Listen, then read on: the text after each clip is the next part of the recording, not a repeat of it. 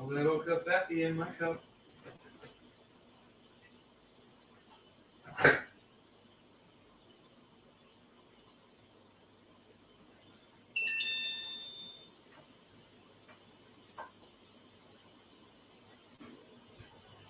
Sounded like little ding ding notification ding dings. We like to hear them. We're liking them. We're liking those notifications. Debbie. What's up? We got Nick. Hello, Nick. Hello. Ooh. How's it going, everybody? What is today? Monday or Tuesday? Tuesday, right? Today's Tuesday. Yeah, Tuesday. Okay. Yeah, my trees got cut down. Okay. We got good video for you guys, man. Oh, shit. I've been a busy little bee today. I already had my credit card refused twice. Yeah, man, I got my coffee. I'm good. Debbie, how are you? Pam, hello, Pam. Haven't seen you in a while. Long time. Bansky. Okay, we are going to get rid of this. Give me a second here, guys. Give me just a second here with this chat. All right, hold on.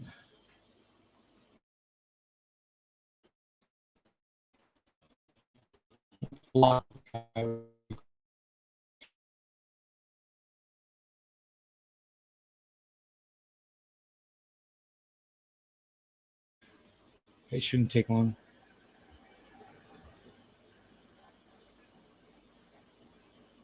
Okay, there we go. Okay, it's a done deal. That wasn't that hard to do. And the coffee's ready. Yeah, his stuff's already blocked. Look at that. Okay, great. We'll put that back up. Chat. Get rid of this. Remove that.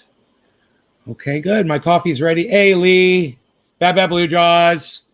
I've been here. You've been quiet. Pam, why are you quiet, man? Why don't you guys let me know when you're out there watching? I want to hear from you, man. I want to know who supports the show. Oh, yeah. We've already got the creamer out. We're right here. All we got to do is cream it up, son. Creamer. Give me some creamer. You got that creamer?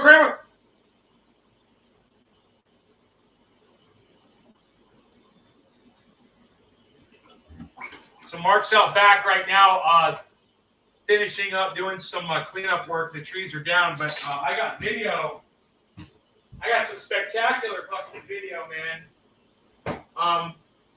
It's because, you know, I've noticed a lot of times when we do these, I'm so far away, you don't get to really see the lumberjacks at work. Well, this time I zoomed in so you could see them cutting and stuff. So it'll be a little bit more of an interesting, I think, presentation of the trees. We'll see. That some of them are in landscape and some of them are in portrait, just because I wanted you to see the whole tree fall down. So I wanted to go lengthwise with the well, and I want to show you guys gas prices. Let me hear from y'all. What are your gas prices? I want to show you what our gas prices were.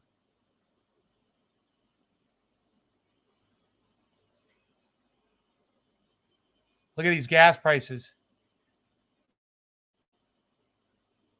$5.19, $4.89. I pay $5.19 because I'm diesel. Unleaded premium's almost $5. Can you believe that? Welcome to California, son. Okay. Let me get, I bought some, let's show you what I bought today. I bought 4 of these Charge 4s. I fucking love them. Now I know how awesome they are, so I got a whole bunch of them. You know, I'm going to have them all over. You know, one for the vehicle, one for the jacuzzi, you know, one for my laptop. But these Charge 4s, man, I freaking love them. So what I'm going to do, let me go grab that really quick, and we'll be able to hear everything.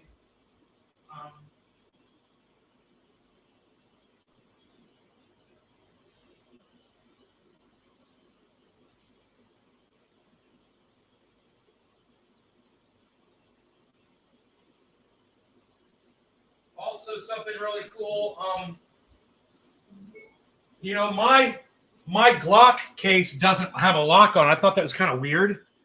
I was like, wow, it's so weird to have a gun case that doesn't have a lock. It doesn't even have a hole for a lock in it, right? So in order for me to carry my 45 auto with me when I travel in the state of California, it's got to be unloaded in a locked box, right? Well, this thing didn't have a lock on it, and this lock wouldn't fit through this handle. So you know what I did? I drilled a hole through the handle right here on the other side. I drilled a hole all the way through. Boom. Instant locking case. Pretty cool. Pretty cool. You guys like that? Like that? Traveling with my Glock, baby. Love it. All right. Now we've got the audio here. So this is you're gonna hear these chainsaws running, man. It's gonna be fun. I think you guys are gonna like this. Let's get ready here. Let me get the video up and running. Get my Covfefe out the way. Let's see, this can go here. And the camera is gonna go right over here. No, it's too high. Camera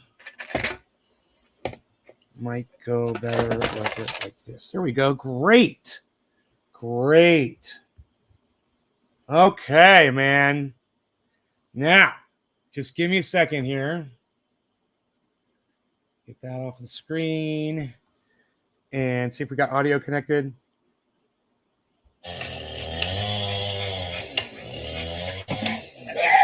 Stop it, Rogan. Stop it.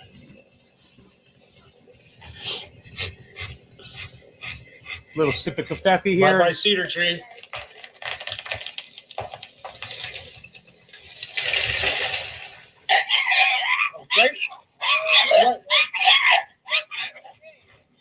Right on the wood pile.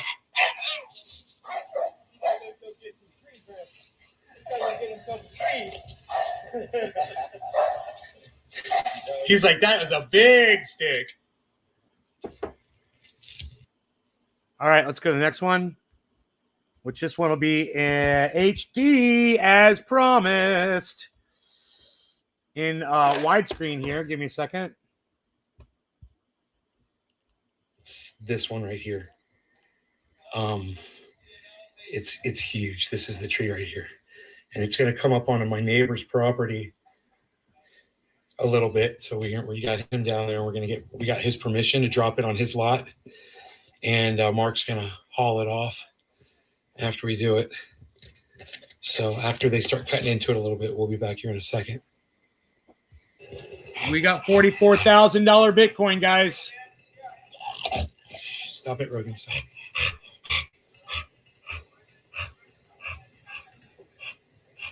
You guys got all kinds of gas prices. Look at this. Holy shit. No, you stay right here.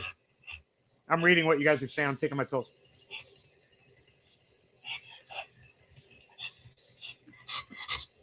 No, I just changed the oil in my truck for this trip. Actually, just had it changed. Here, let's see. Some beardless dude took over your show. I was confused with him. $3.19 a gallon, $3.16 in Indiana, $3.39 in Kansas, $3.40 in Tampa, $3.39. You guys have very consistent prices. $3.39, $3.65 in North Carolina. Youngsy talks weird. Stop it. No. $3.15. Rogan, no. Gas, Stay here. $3.45. Okay, cool. Oh my goodness, look at you. Stop it, Rogan.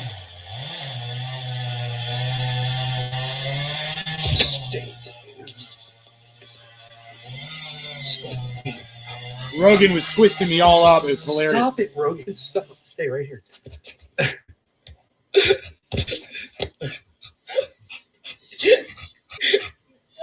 He is so strong and very determined. You're very determined. Yes, you're very cute and very determined.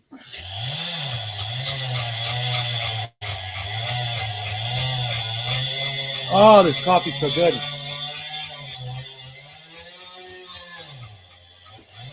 Yeah, any of that wood is usable. You know, you can use it for firewood. You can cut beams out of it. You can make rounds out of it. All kinds of uses, definitely. The tree was 200 years old, man. I counted the rings on one of them. Over 200 years old.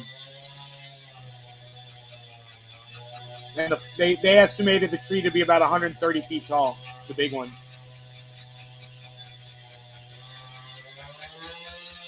And you wouldn't believe what this cost me to have it done. As many times I've heard Greenlaw cut down giant trees. It usually doesn't take them this long, you know? That's a big one. Come on. Come on.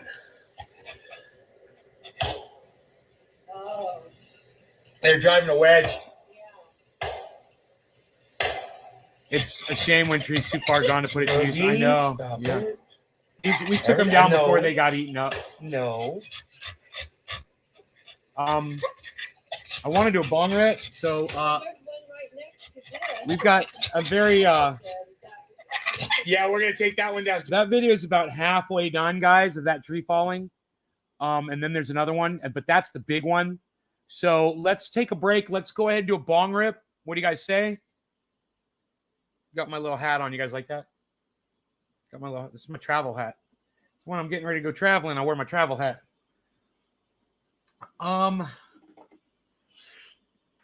Bonging and let's see. I'm gonna go with plant number 2.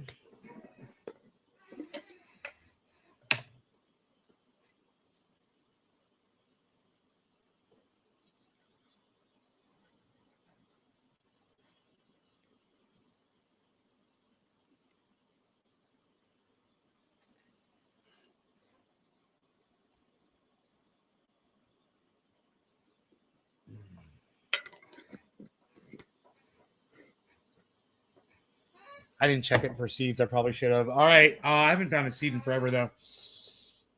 No law regarding big ass trees that needed to come down that are fucking down. And I wouldn't be surprised. You know, I haven't checked yet. We might have a better connection to the internet now because those trees were in the path of the satellite for sure. So, you know, great, you know, right? Great. I'm just kind of wondering how's the connection been so far? Will you let me know in the chat, please?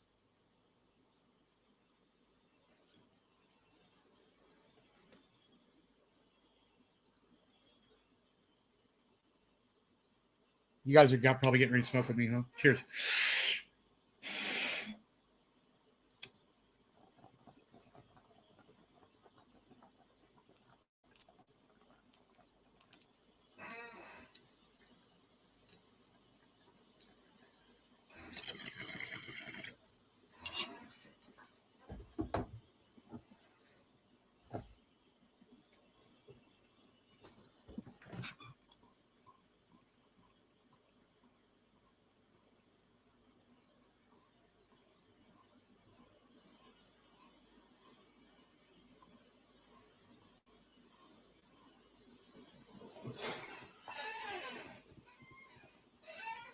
Eric says good connection. Okay, cool.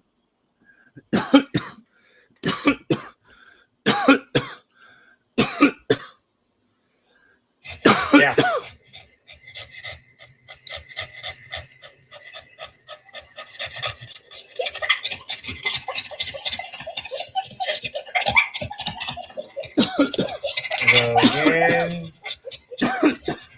Rogan. White Beaslin, little Beaslin, White Beaslin.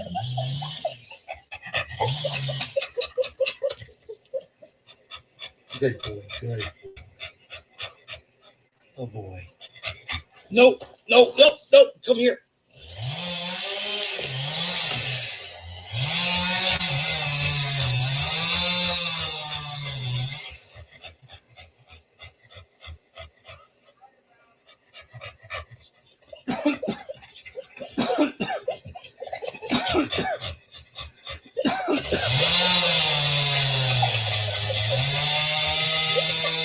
Stop, stop, stop. You guys, I may have captured one of the slowest tree falls ever captured on video, you guys. Well, you'll see it after this one. I think you guys are going to be impressed. You've never seen a tree. I guarantee you've never seen a tree fall this slow. Stop it. Stop that one you're going to see. Stop it. Be calm. You're going to get a small cart at Walmart and look at some wall art at Walmart. Wall art at Walmart. Walmart wall art. Yo, Big M is going to get us some wall art at Walmart. Oh, you need garlic and chili powder? Oh. Unreal. I was going off about Walmart and Walmart and Walmart and Walmart. Unreal. Gotta hope that tree falls right where they want it to. I'm getting nervous. This is a big fucking tree. Like I said, this was a 130-footer. No, just the solar panels. Yeah.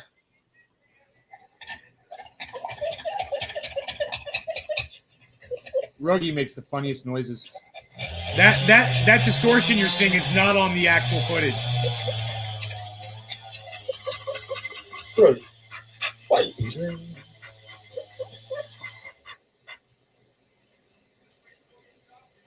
Look how beautiful he is. Isn't that dog gorgeous? God, man, he's fucking perfect and beautiful. Stop. Back in the 80s, tree felt super slow with chase. Eric, you're going to love this one, bro. Eric, you're going to love this tree. It's going to bring back some great memories.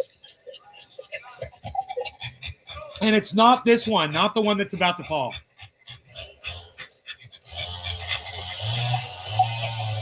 So we've got on this video, it looks like 2 minutes left on the video, guys.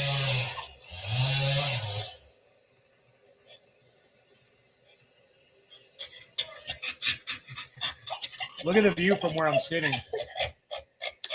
Off to the left.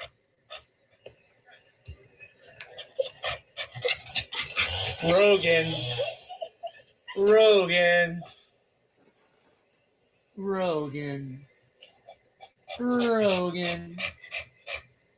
White Visa, little Visa.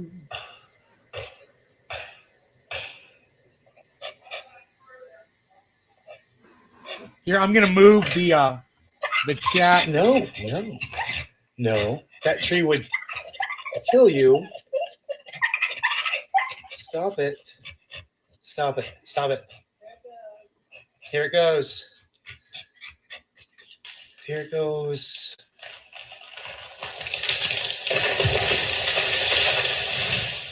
My goodness gracious. It landed. It landed right where they said it would. Wow.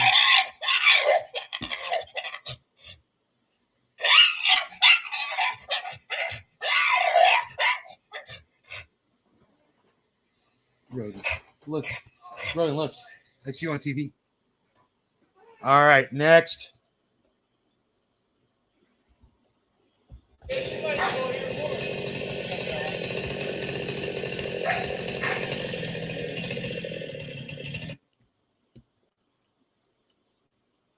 Uh-oh.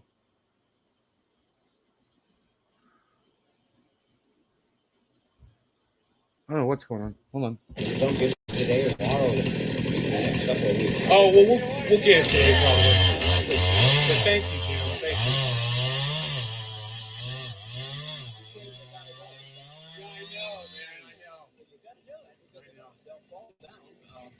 And they'll infect the other trees.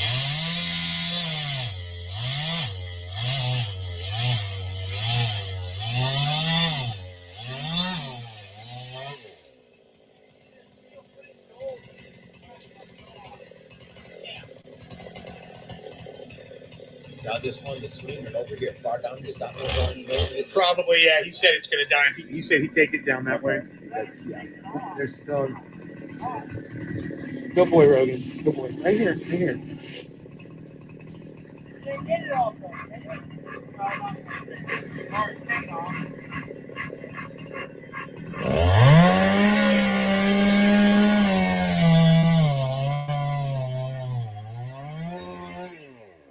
Yo, Hot Fly Tree Guy, what's up?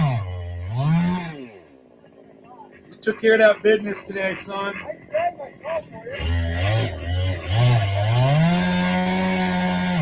You're not going to believe how much this cost me.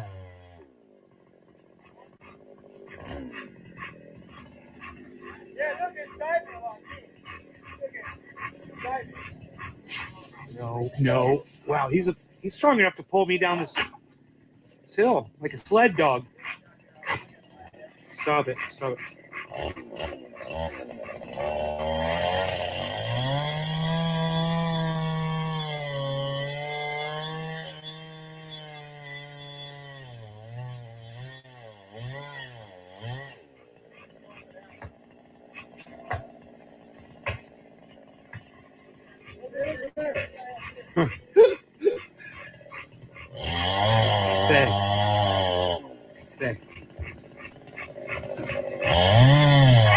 Stop it.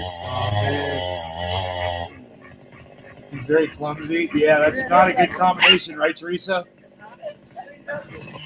Killing me. Stay here. Need to leave. It's diving, but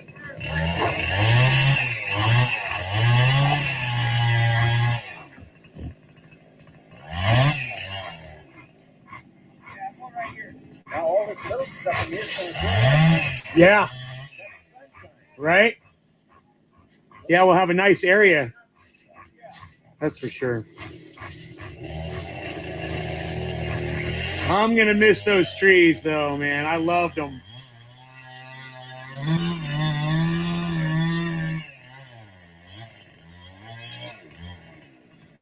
It's moving.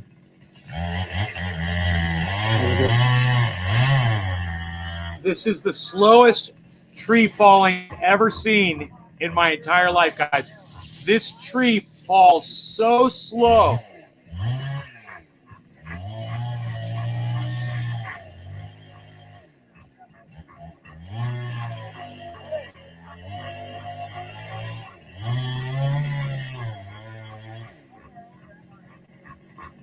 it's far over, it's far high. They're dead, Teresa. They're dead. They're a hazard. They could fall and hit my solar array. Or they could fall and land in other trees and get hung up and cause, just be a very hazardous place for me, for my neighbor, or my dog. They're also a fire hazard.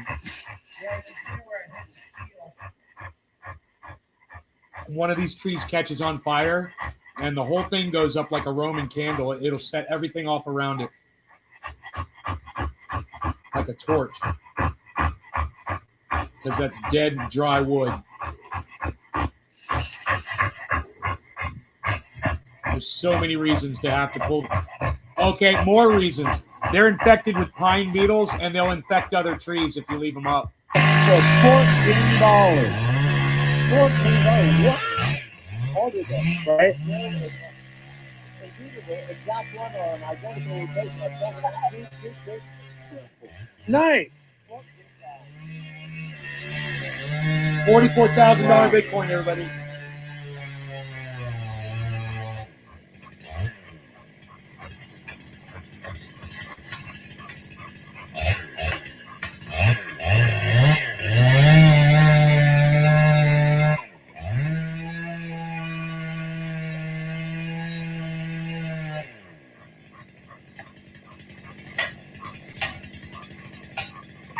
No. It's like he knows. Rogie knows when it's going down.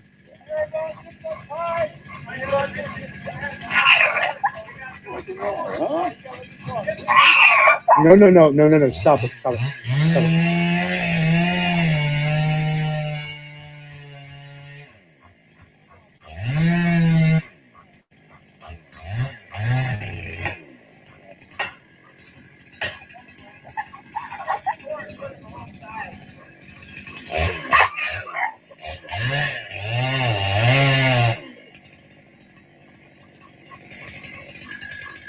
I don't know what's causing that distortion.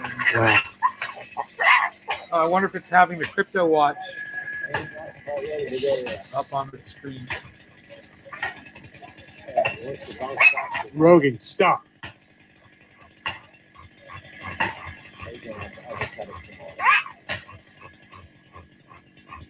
One of those Wiggins. Rogan wanted to go pull that tree down It's himself. leaning. Oh yeah, it's greener. Yeah. Every time you hit it, it goes like Oh. instead of going it goes. Huh. So there's too much wood that way. Right. But you do that by watching it. Yeah, you can The see top. it. So that was Mark texting me. He needs me to come up there and help him. Let me see how long's left on this video. Rogan, stop. Wow. Okay, you guys, hold on a second. Mark needs me up there. So, hold on for a second.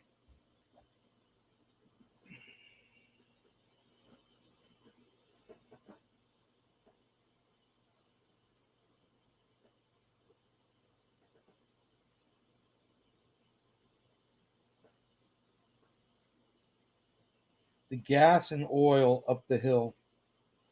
Okay, I got to find where he left the fucking gas and oil. I'll be right back, guys. I got to get my flip-flops.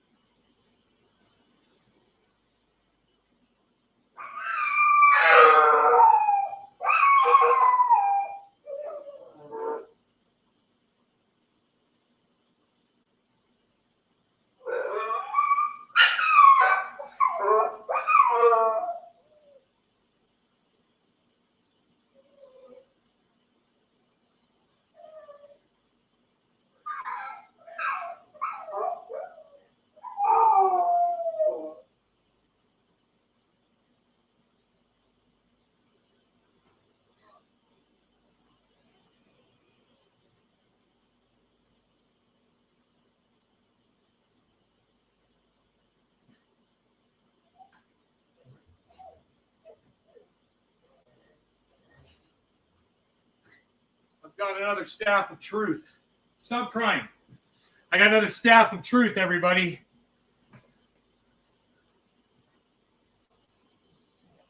Look at that. Huh? Huh?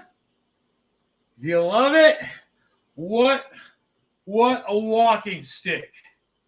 Huh? Don't you want to go hiking with this thing? You know? All right, he said he wants a fucking Pepsi, but how many of you are here? 9? We're not even in the double digits. We're not even double digiting.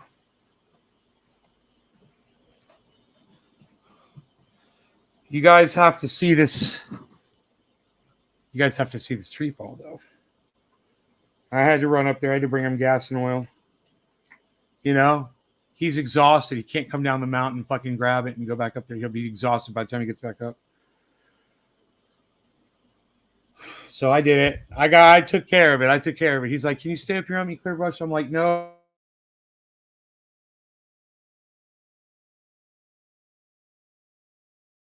He said, "You don't have to do that." He said, "You don't have to do it today, this week, or this month, as far as I'm concerned." I was like, "Thank you, man. It's really nice of him." You know, so he doesn't have to fucking bust his ass and feel rushed. You know, a lot of people might not tell Mark that and maybe try to take advantage of him and say, "Yeah, it all has to be done today, bro." No, man. I said, take it easy, son.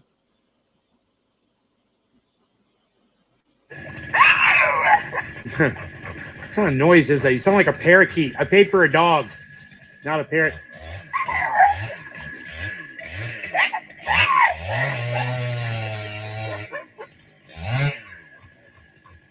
Ready to go. It's about ready to go. No, hey, well, still not. Yo, Enoch, what's up? Yeah, I know. I heard him crying. He always cries when I leave the house. No. He's very vocal. He's always expressing himself in a vocal fashion. Is that Ruggy? Yeah, it's Ruggy. No.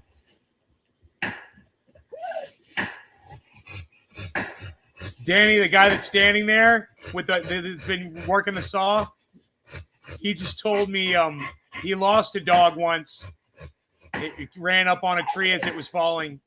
And the tree bounced back the other way and killed the dog.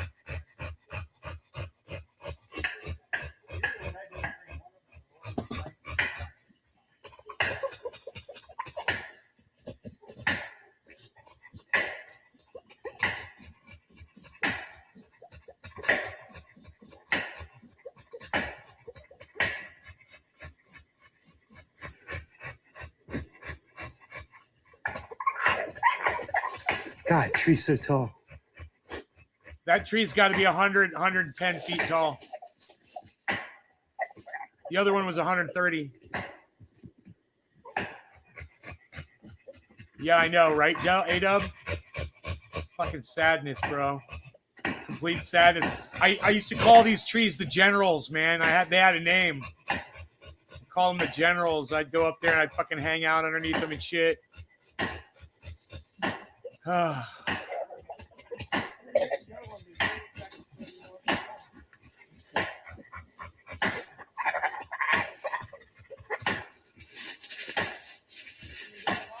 Hey, James.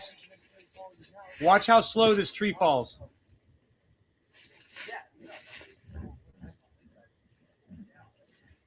You love trees? I love trees too. I've got some of the most gorgeous trees on my property. This is groundbreaking news. 1 million. Are we going $1 million Bitcoin? Like I told you guys, $1 million Bitcoin. I wasn't kidding. $1 million Bitcoin. $1 million. I'll have 3 at least. Hopefully.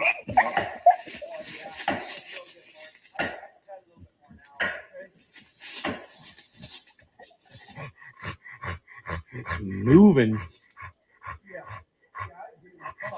So some people might not Big know. wind comes by. He's They not might chopping with an axe. What he's doing is he's driving wedges into the tree to lean it over. He's got these big plastic and steel wedges. See, there you go, Rogan. See, he wasn't done yet.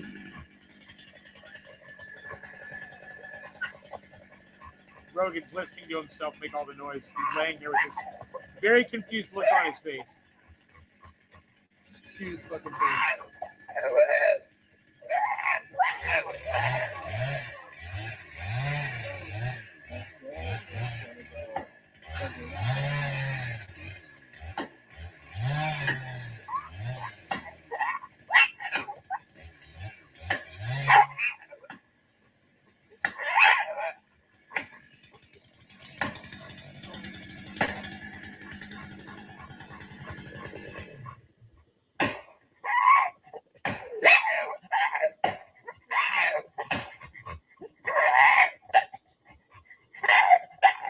Hit it again, Abe.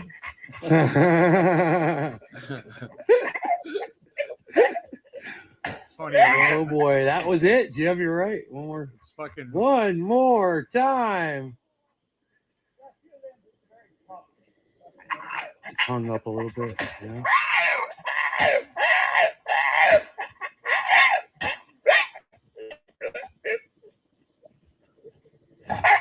Stop.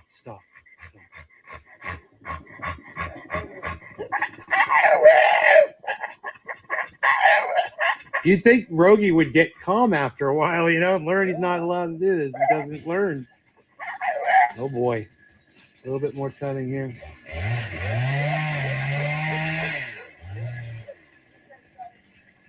What's happening that first? Yeah, I forgot to fix the Rosie side. That's got a pretty good. And, oh, there it goes. Little angle. Oh, go. Yeah, go. Yeah. Oh, boy. That's got to be the slowest tree falling I've ever seen. A lot of wood holding in there. Yeah, that should be it. A lot of wood holding. Yeah. Oh, go. Yeah, go. Yeah. Oh, boy. That's got to be the slowest tree falling I've ever seen. A lot of wood holding in there. Yeah, that should be it. A lot of wood holding. Yeah.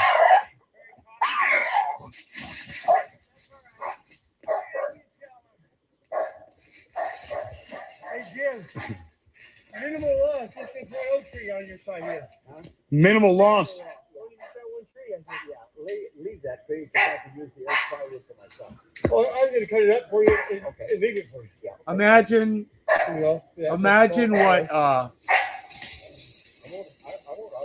what Rogan would do to a person. You know, if he's like that after a person I was holding him and I let him go. Oh my God. Oh God. He's such a killer. He knows how to grab shit and rip it up.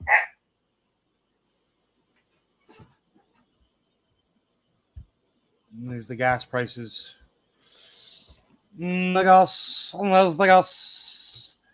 That was a slow tree fall, wasn't it?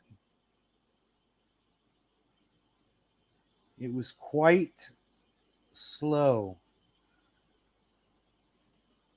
It was quite slow. It just kind of hung there, and I was like, no, you know, because I'm like, that's going to be work. When they don't hit the ground, you know, someone's going to have to fucking risk getting hurt to cut that apart. That's no fun. So, oh, man, it was just very nice that it happened that way. So...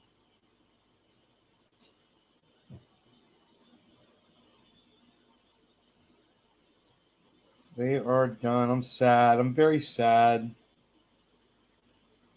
about those trees, man. There was a time when I thought those trees were always going to be there. I used to go up to them, man, and I used to think those trees were always going to be there. I was like, these are the biggest ponderosa pines on the fucking lot. Well, they're not, but I thought they were at the time. I got some that are bigger. They're dead too. All the big ones, man.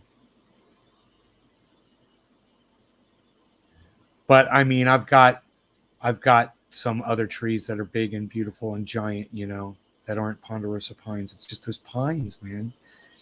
Like I showed you that staff of truth, man. I show you what they get underneath that bark and they just bore away those tunnels, man. You know, they're like little tiny Elon Musks, you know,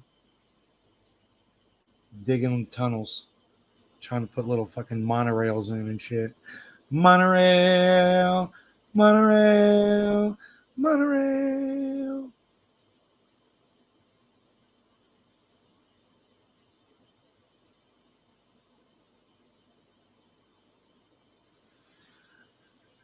So now I got to load up and get the fuck out of here.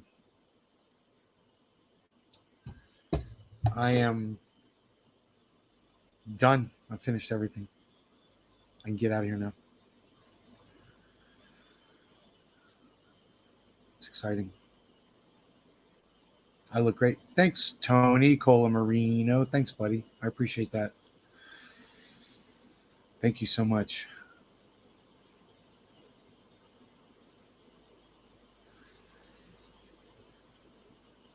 I am going to be driving across the country with my dog and my cat.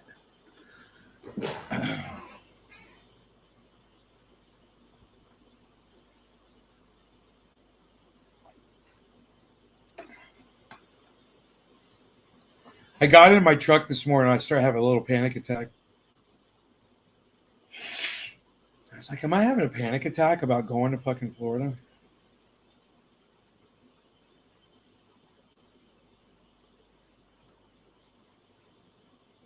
I hope not.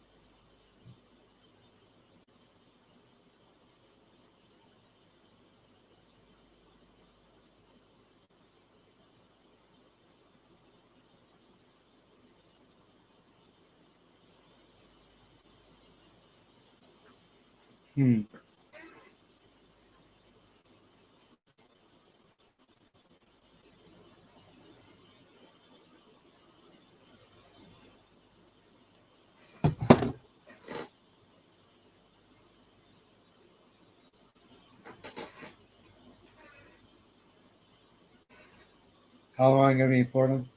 I hope for a long time, months. I hope.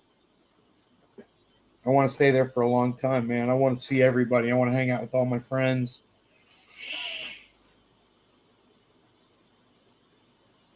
You know, dude, I went out today. I couldn't believe it. No one's wearing masks anymore in the stores. I mean, the little store they were, but the big stores, they're not. Gas station, they're not. Dude, someone had a goddamn, it's like every time I go out, there's an altercation. This guy pulls up. I'm at the gas station fueling up diesel. And I think I'm gonna bring 2 extra diesel tanks with me, 10 gallons, so that when I get down to like a half a tank, I could pull over anywhere and just fill back up again. You know? I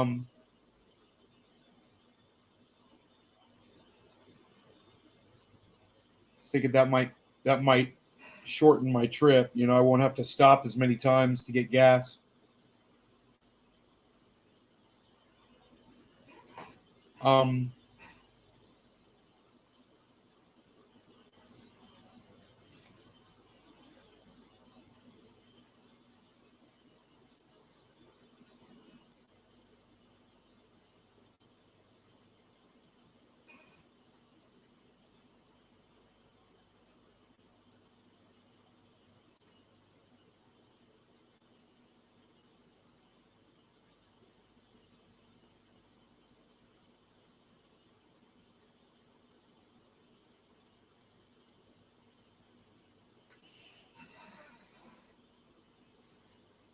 That's so cool the way I locked my Glock case, isn't it? Y'all saw that, right?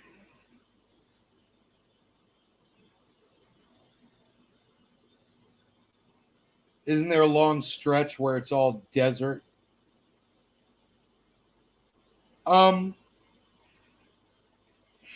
I don't know the way that I'm driving. You know, when you go through Texas, you know, or California, there's usually some pretty long stretches.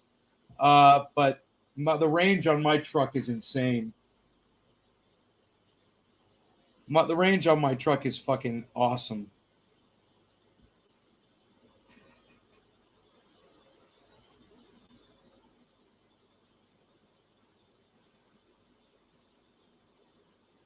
I wrote it down on a piece of paper. I don't know where that piece of paper went, if I still have it out here.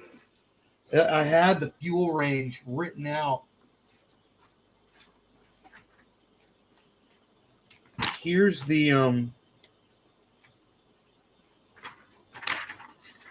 triptych, basically the way that I was going to go.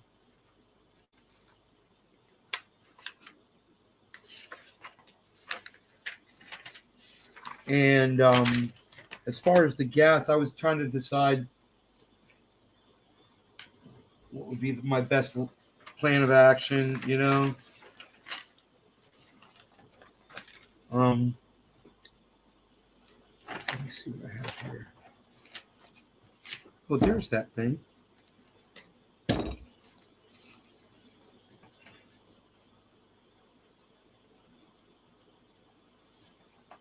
Revisiting 32,000, said Joe H. I guess Joe H didn't foresee a freaking World War III happening, huh? You never know. Fucking crazy ass world we live in, man.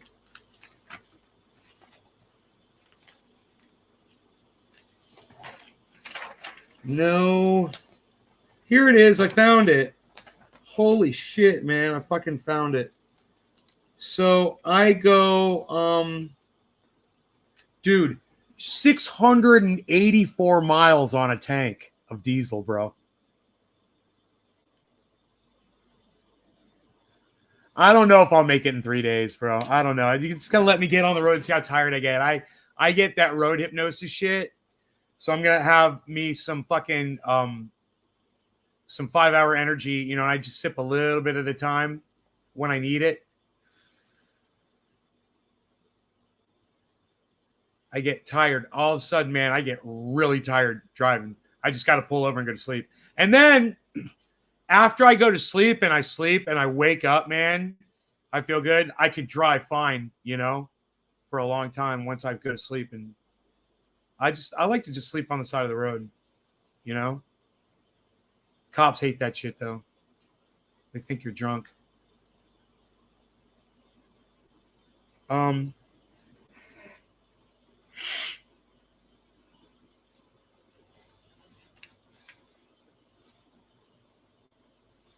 So the way I figured it out, it was going to be 9 or 10 stops for fuel without the 2 extra tanks of gas.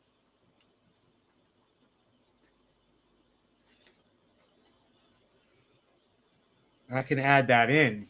It's a 36-gallon tank. I could say it's 46 gallons and do the math. You know? At 19 miles per gallon, 46. Show me how many fucking miles do I get.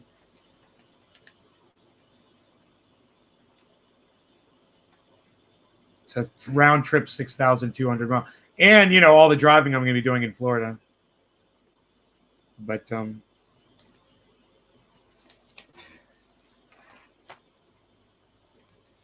I'll own an autonomous vehicle by that time, and I'll just have it drive me home.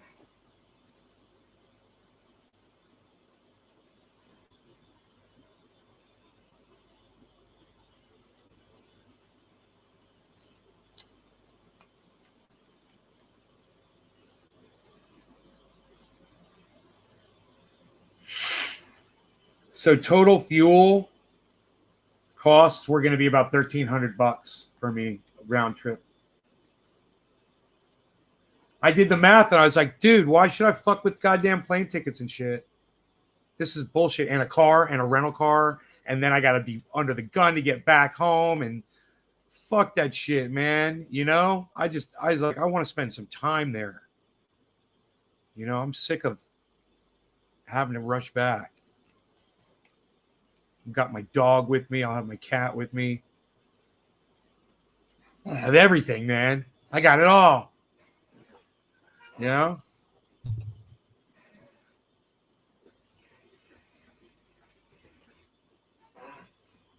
So I might start packing right now, actually, after the show. I got a suitcase packed with all my clothes that you saw out the other day. All that's in the suitcase. I was like, why not just throw that in the suitcase? You know? So I did that.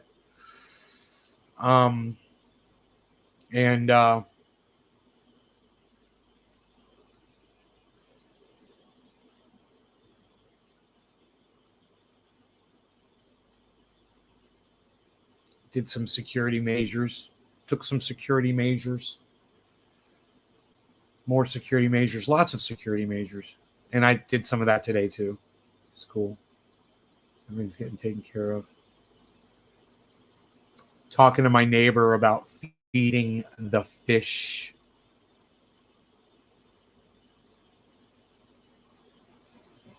Am I going to go live from Florida? Yes, and I will be using this setup. A laptop with a little 16 or 17 inch monitor. I don't know how many inch monitor that is. It's a little tiny set. I think it's a 17 inch monitor. Extra monitor. I'll have 2 monitors, man. Pretty cool system, huh?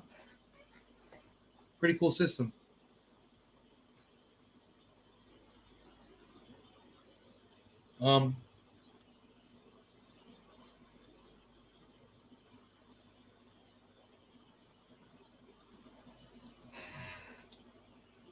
I'll have really good bandwidth over there.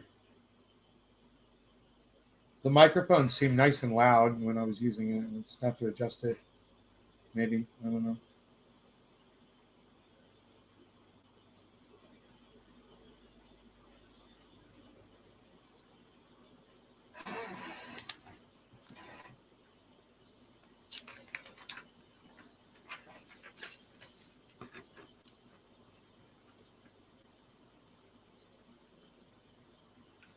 Drive 193 miles.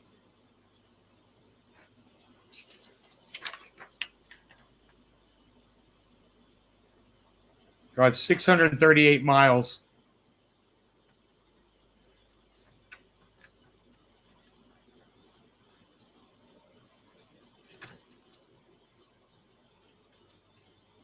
Pass by McDonald's on the right in 105 miles. Maybe we'll get a fucking Big Mac.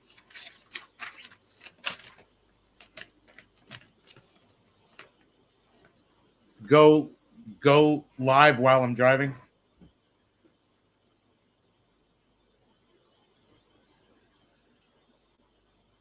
$253 miles.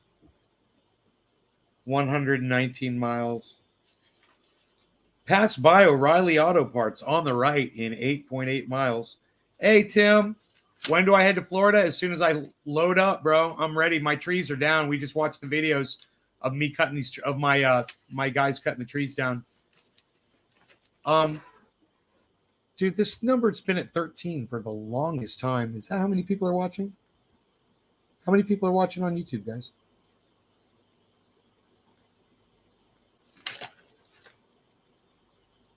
Tarthinator. 15, so that's wrong. Okay.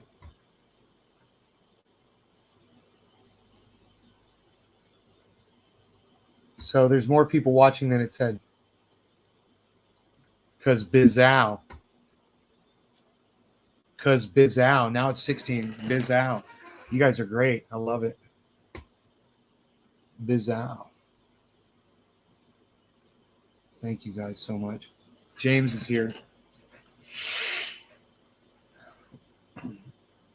253, 119, 83 miles, 85 miles.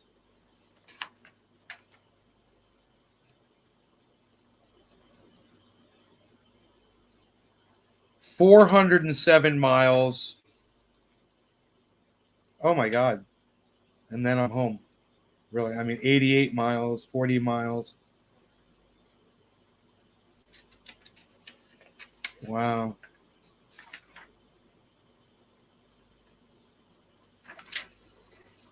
I'm going to have some change for tolls just in case. I got to make sure I have my e-pass in that vehicle. I got to write that down. I'll make these notes. I've got notes on my phone. Oh, that reminds me, I've got to clear off my phone too. You missed the. Hey, Ken. Candyman. I could show you quick shots of it. I've got to get my e-pass. Grab e-pass. Okay. Right?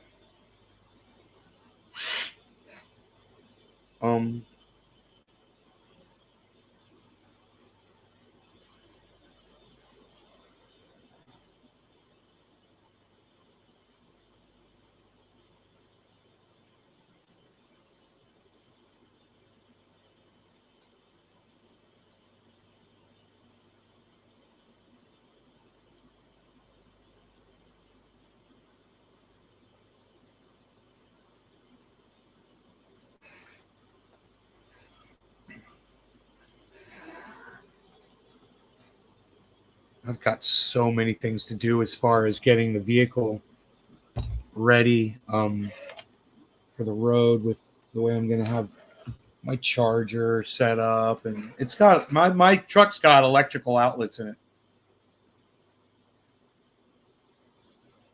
It's bad as fuck. You could live in that motherfucker. I'm out of caffeine. You wanted to see how big a 200-year-old tree looked? Dude, I got so many fucking trees out here.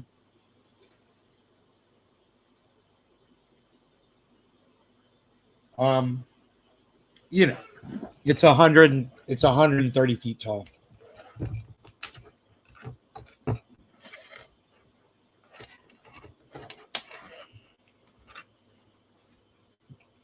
The fluids are in good shape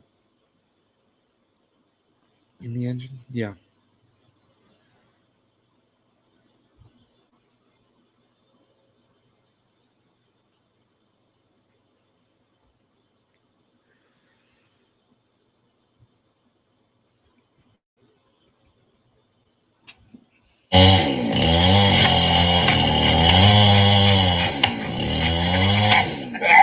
Stop it, Rogan. Stop it.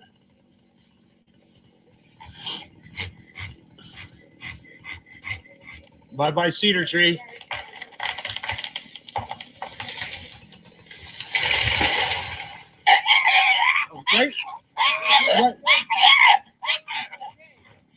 Right on the wood pile. Why are you freaking out? What are you doing?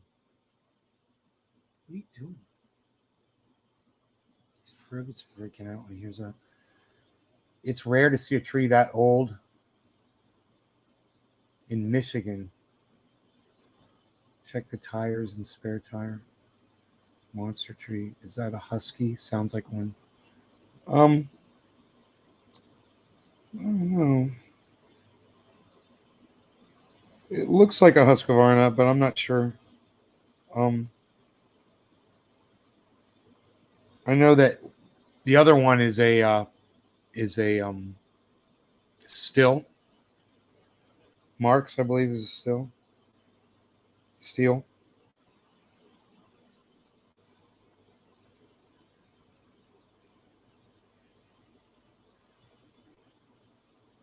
$120, $130 tree.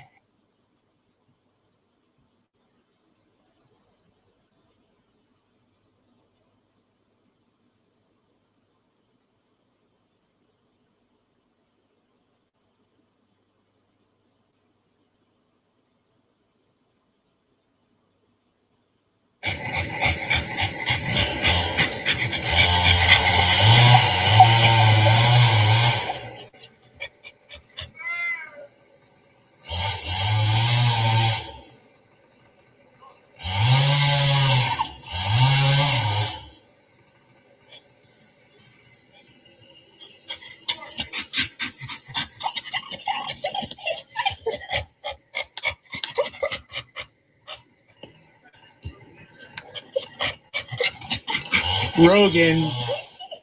Rogan.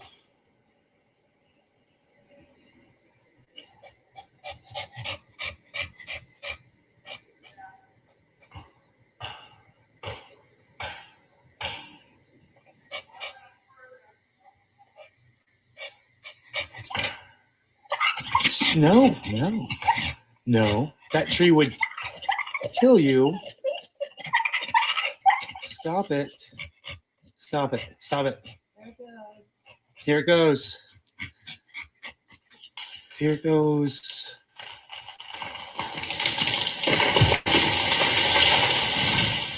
My goodness gracious. It landed. It landed right where they said it would. Wow.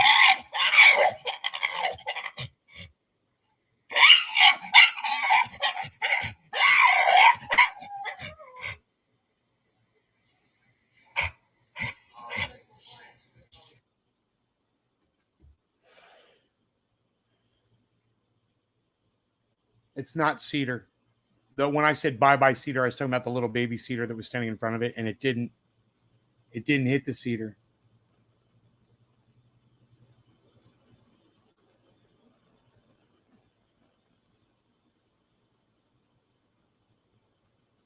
So, the cedar's still there. The pine tree was what we got cut down. And what am I going to do with all that wood? Whatever. I've got a lot of wood. I can do anything I want. I've got a sawmill. I could sell people firewood.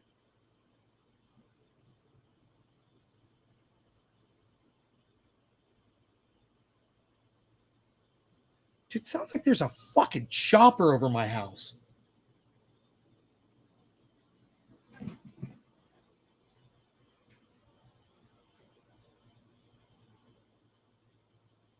What the fuck are they doing?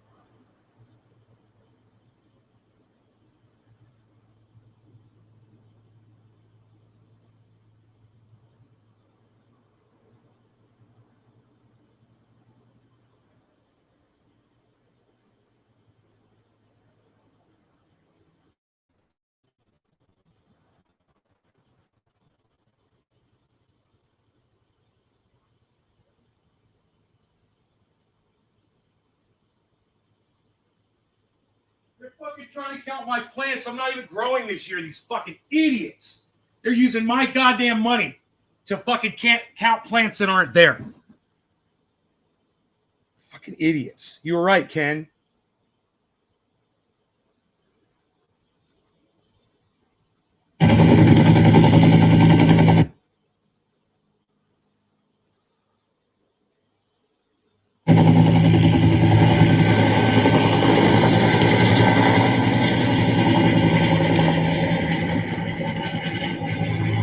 Fucking kill somebody, man.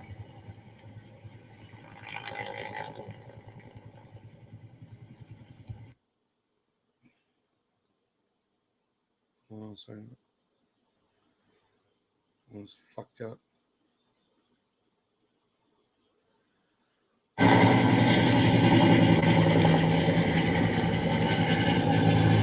Fucking kill somebody, man. How long is that video?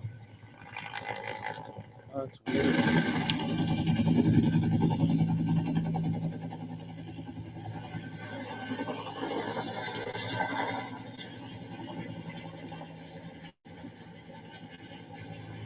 Fucking kill somebody, man.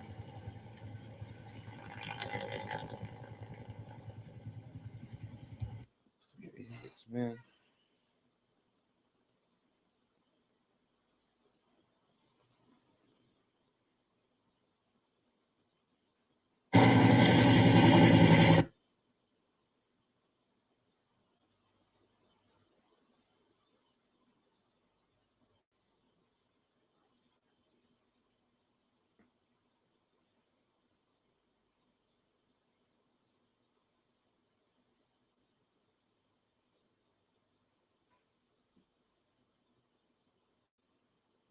Here we go.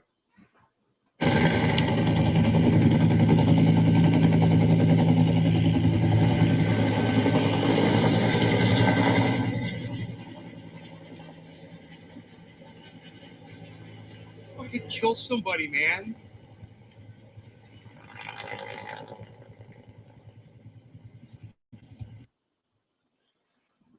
It's cool. I wanted to get a nice shot of it on the podcast.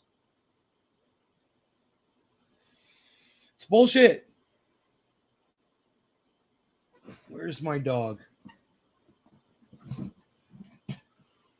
Ruggy was watching that chopper. He's like, what the fuck, dude? Ruggy.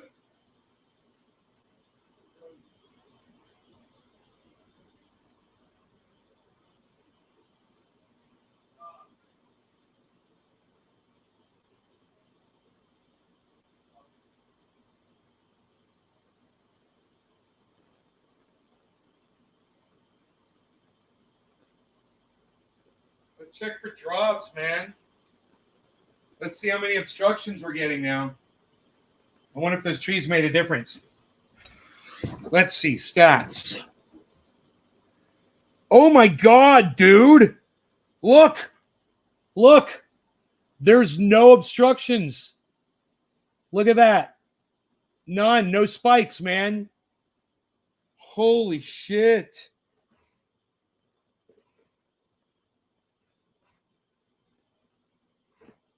Oh my God.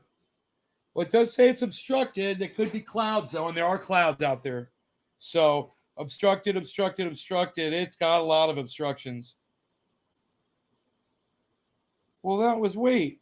Oh, shit. No, no, no, no, no, no, no. It's from 9 to 10 o'clock, then up to 11 o'clock. There was one obstruction at 11:47. Then there was another obstruction an hour later at 12:36. And now there was one about a half hour ago at 1:08. I think those are clouds, man. I think it's reduced the amount of obstructions it was getting every hour. Absolutely. Absolutely, man. Oh, yeah, it's totally reduced it. You can see it in this number right here. Look. You can see, if you look at 10, 108, 12:36, 11:47, then it's 11:05. Now watch this. 10:47 obstructed, 10:19 obstructed, 10:09 obstructed, 9:40 obstructed, 8:31 obstructed. There's a lot of obstructions. Then at 7 and 6 a.m. Obstructed, obstructed, obstructed, obstructed, obstructed, obstructed, obstructed. Right up until 2 o'clock in the morning, it was showing obstructions every 15 minutes. I don't know if that's the trees that were up there or not. We'll find out over time. But right now, it's showing zero outages, man. On it's amazing. Last 12 hours, it's been obstructed for 2 minutes. I'm gonna run a speed test.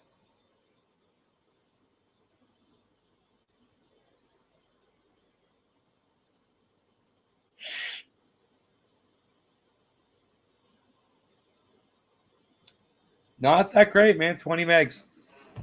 20 megs. Not that great.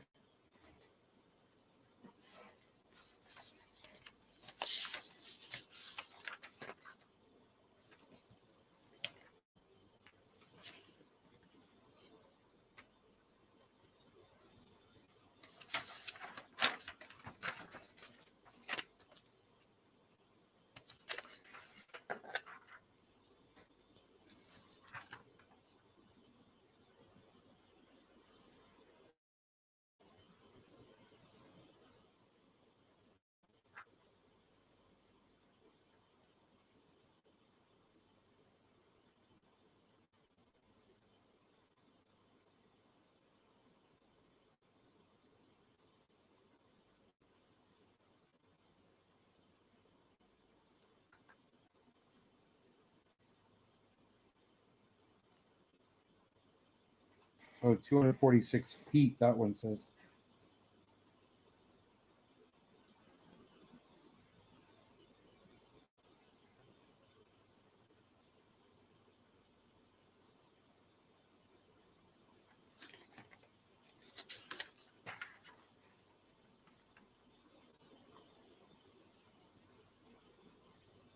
God damn. A lot of California driving. Just to get out of the fucking state. Only made it out to Needles. 43.8 and 45.7 is the next Bollinger Band.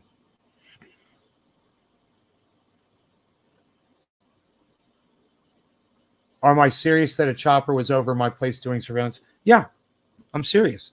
They're counting my fucking plants, bro, with my tax dollars. It's bullshit.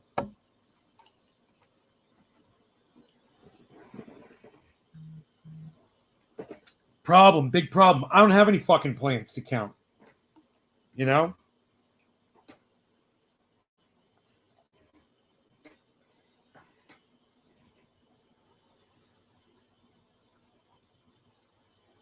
I went in there and I cleaned that fucking garden out. There's nothing in there.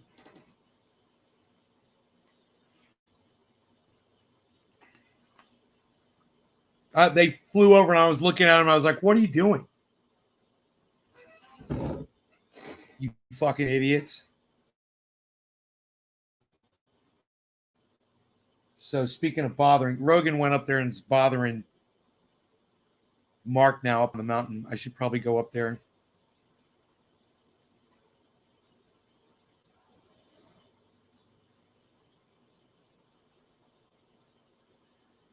It felt good to be in Florida again.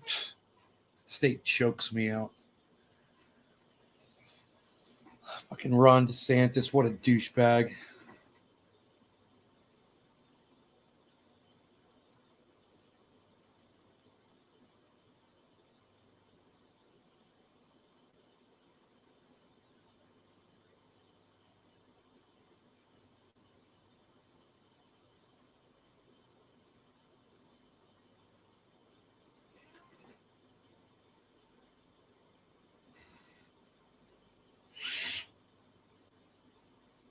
Every year, yeah, the chopper comes over. I like this electric blue fucking chart, man. I'm digging it, man. I just like the look of it. It's really cool. State of the Union? Yeah, I believe so. I don't know.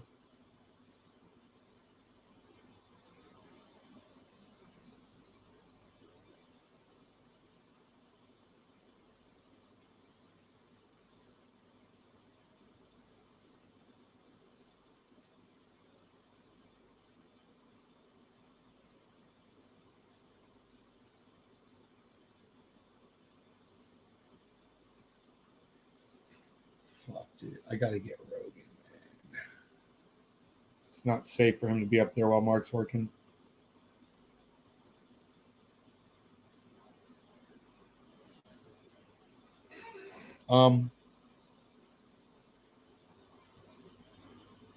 Listen, you guys, I'm really trying to get the fuck out of here. I don't know how many more shows I'm going to be doing. So if I don't go live for whatever reason, I'll go on Twitter and I'll let you guys know what's going on.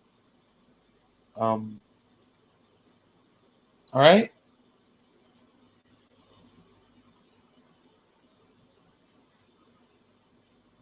What do you guys think? You want me to go grab Rogan and come back down? I could do that. I could just grab a leash up there and grab Rogan really quick. You guys want to hang out? Yeah? All right. I got my shoes right here. I'll grab a leash. I'll go get Rogie. Because that's really the only thing that's stopping me is the fact that Rogie's not here, and it makes me nervous knowing that Mark is up there working with the chainsaw and dragging giant logs. So, you know, that's my conscience. I'm going to brew another cup of coffee. I'll turn the camera this way because that's the way I'm headed. I'm going right up there. Right up there. There we go. And I'll see you guys in a little bit. I got to take care of this kitty cat too.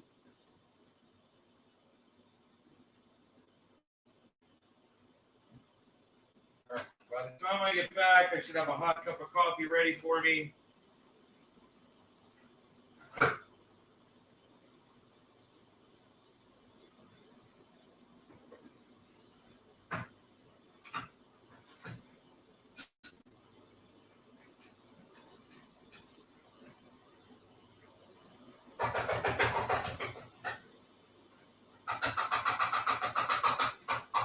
There you go. Leash. I need a leash. Fuck, there's no leash.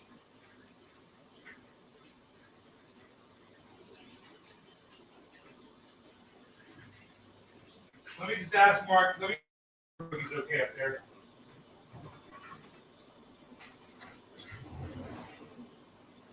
Hey, Mark.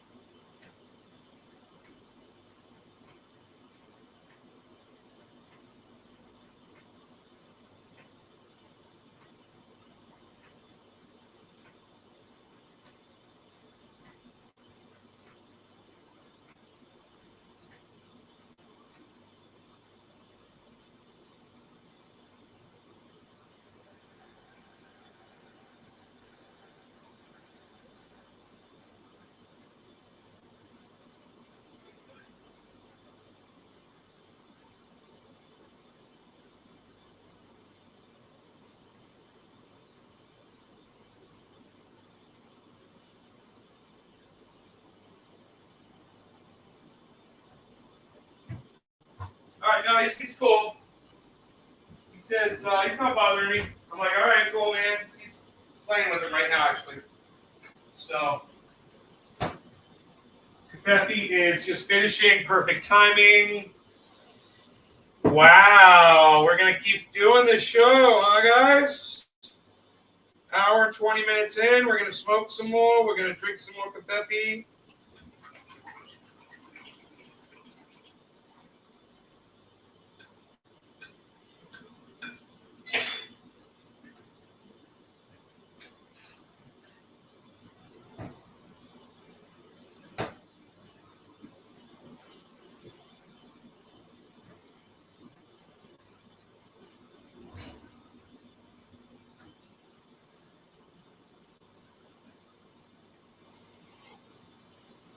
Oh, that's some tasty Kafefi. 43.8. I scored 59 megs. 59 megs, and the upload is 6 megs upload. 20 megs download, 6 megs upload with 135 millisecond latency. That's not too bad, actually. You know?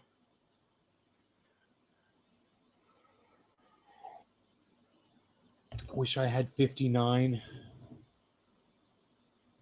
Huh?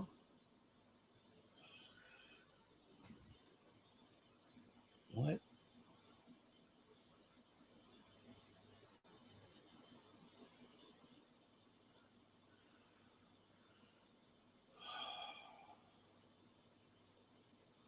What's 59? What's latency? Well, now it says 78 milliseconds, 78 milliseconds latency. It's how long it takes my signal to reach the satellite, and I believe back. I believe it might be round trip. I'm not sure. It might just be one way.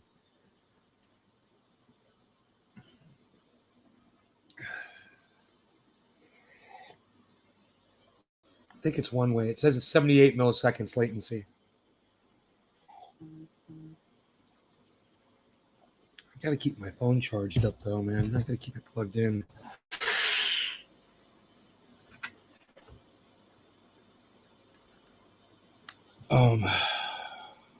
Yeah. I got so many things to do, man.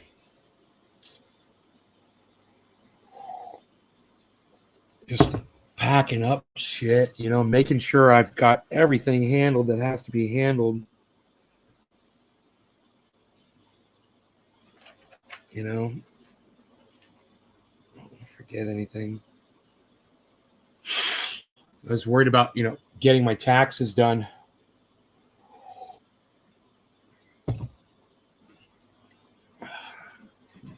Change my address.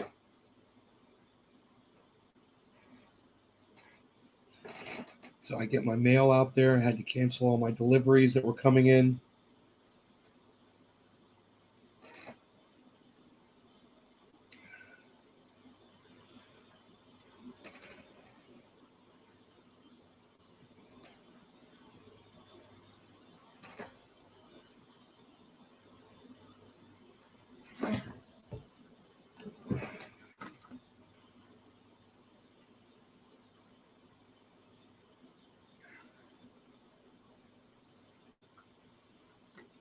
I know, bro. That's why every time I think of something, I put it in my phone.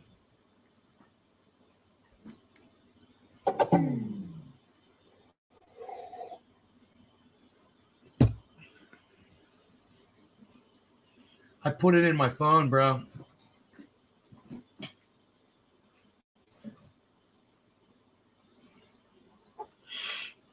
Take those notes, and then I'm just going to go through the checklist. You know?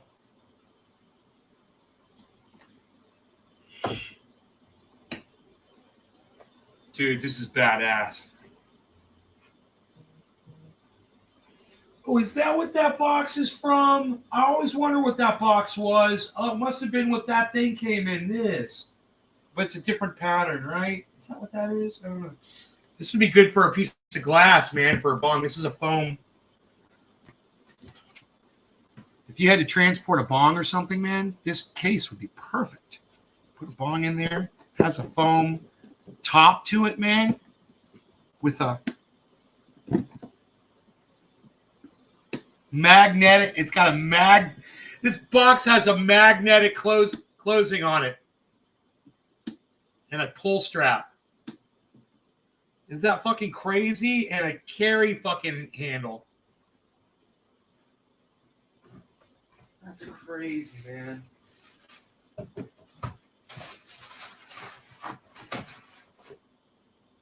Anyway, here's my old one. Here's my new one. Now, you can plug up to like 160 of these onto one source and just rock, bro. Everyone will multiply the amount of audio that you're playing, right? Hey, Solar Python, what's up? Oh, boy. How long will I be away? Months, man. Months. I'll be probably a long time. I'm going to spend a lot. I'm going to try to spend as much time in Florida as I possibly can. You know, there's some people that I'm afraid I'm going to see in Florida that if I might not ever see them again. You know, I don't know when the next time is going to be that I might ever get an opportunity to go back to the state of Florida. So, you know, I got to really make this one count. Travel might be impossible in between here and Florida one day, you know? Just got to look at things the way, you know, and be realistic about it. It's been a long time since you've been on the stream. A lot's changed. So anyway, this thing is water resistant. I don't know if it's waterproof, but it's got this nice charge bay on it, you know? Let's see if it turns on right out of the box.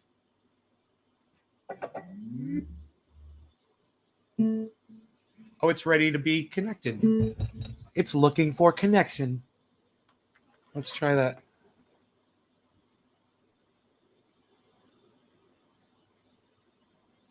Let's see what it says here.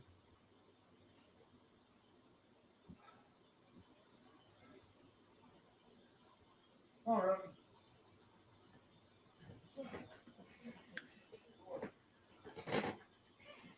couldn't connect. So I got to add it. Scan. Where are we? It's not added yet. Or it's at the bottom.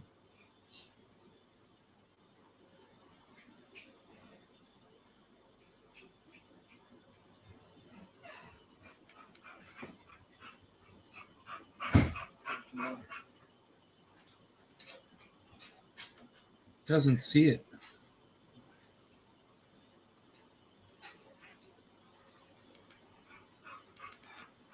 It's trying to find. It's trying to connect to something. It's fine.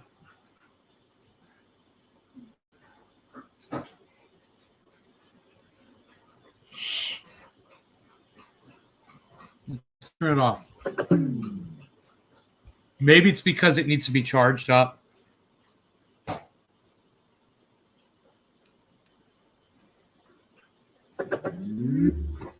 You guys that watch the news are finding out that I'm right about everything we've been talking about for the last 2 weeks on here, aren't you? Kind of funny, huh?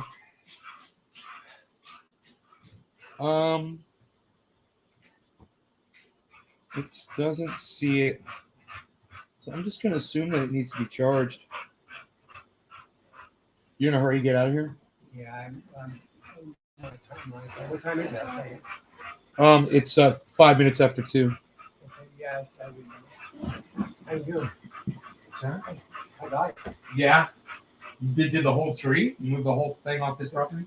Everything's off his property except the very tip of there's some branches. Right. But everything's cut to where even you can walk up there and drag Even it down. I could do it. Yeah. Wow. I know. I mean, it's Made me sound ineffectual. and all of the trees been cut up in sections, so it's all been thrown down the hill. Uh-huh. Yeah. All right. I'll be back to help you. You don't have to do it. So, You want to go to that music tonight? yeah. It's from 3:30 to 5:30. You know where Cusco Main Street is? Yeah. It's the pub right on Main Street. Okay. All right, I'll meet you out Not the brick tower, but the pub. 3 o'clock or so. 10 to 5, yeah. They got food I there? would take you with me, but I'm taking Laura, so I'm gonna. Oh, cool, man. Cool. If she makes it, if she is space it out. Yeah. Tell her I'll be out there. Ants. Ants are on fire up there. Ants, you get bit? Oh yeah, they always give you the credit. So, I already gave you $40. What do you want? Yeah. So what do you want? What do you want to do? I would say, yeah. I'd say 150. Because I did already 2-3 minutes work up there. You don't know. How about 160? Okay. All right. So will you do me a favor? Yeah. Actually, no. I'm going to see Danny tonight. No, oh, you go. Yeah, I'm coming up there. So I'm going to give him some more cash. Fucking, you guys saved me so much money. Danny told me as soon as we left there, I wish more loggers were like you. I go, what do you mean? He says, they'll come up here by themselves. I got it. And That was a I challenging said, he says, tree. the first thing especially for me, because I'll do anything. Right. He says, and I said, the first thing I did, I said, it was too ugly. I'm not going to do it by myself. You can't. Even he doesn't like to cut trees by himself because it takes a second person on the other side to tell him how the saw has to come to for a certain high cut. Right. Because if he misses that line, that means the tree's not going to go where you want it to go. Right. So it's good to have two people. But he goes, I'm glad. That makes me feel better that you came and got me than just dropping it. And I said, oh, yeah, all right. I was going to drop it. It's ugly.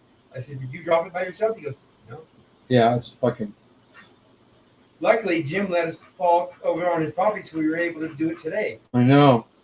So now your danger ones up there are not there now. Well, you got two there, but they'll be dead. But they're not a danger to the solar. Not yet. Right. They're 6 months. Oh, they're leaning the other way anyway. But in 6 months, those trees will have to come down. And you'll see Danny tonight. So yeah. Yeah. Don't be late though. It's from 3:30 to 5:30. It's not a late deal. 3:30 to 5:30. Yeah. Okay. All right. I'll see you there. Okay, man. Thank you. I left your gas can up there, your oil can, Okay. because I'm going to come back and help you clean up the rest of that. Okay. Probably not until tomorrow or maybe the following day. All right. Cool. You didn't put anything over the cap though, did you? No, 'Cause but it's open. It should be fine. Yeah. All right. No animals are going to fall in there. They don't want to smell the fumes. Yeah. Right. Yeah. Cool. All right. Take care. Hey, Tula. Do you guys want to know how much it cost me to take down 3 of the most giant fucking trees on my property that I had to do? Now, I've had an estimate before for $1,500 for a single big tree. That was a little bit of a challenge. These guys charged me $400 for 3 fucking giant trees. That's how much it cost. Which, it's insane. That's an insane, crazy price. What these guys did, they risked their lives. They also, like he said, it's an ugly tree. It's really hard to cut down because it's reading a certain way. It wants to go a certain way, and it's not necessarily going the way that they wanted it to go. But luckily, my neighbor said, go ahead and drop it the way it wants to go onto my property. And what it wasn't just dropping 3 trees. Mark just spent 2 hours up there clearing that one giant tree off of my neighbor's yard and onto my property. So I got this killer deal for $400. You know, and now I don't have to worry about the solar panels getting hit by a tree. You know, which is great. So did this thing connect? Yeah. So let's see if we can connect to two of these. This will be cool. It's got a double connection thing here.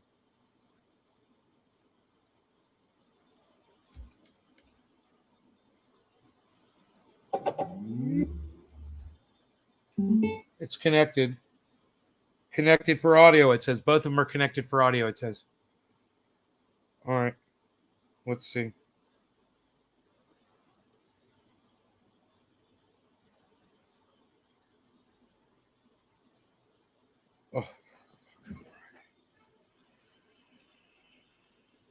Oh, dude.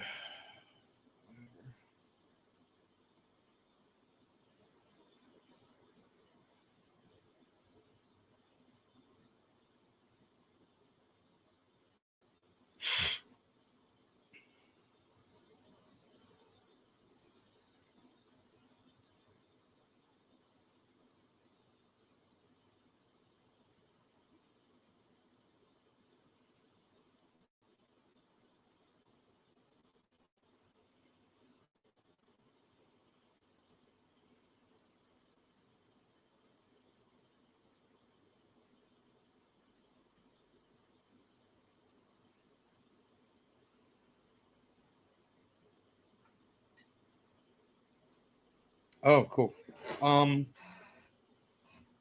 Let's try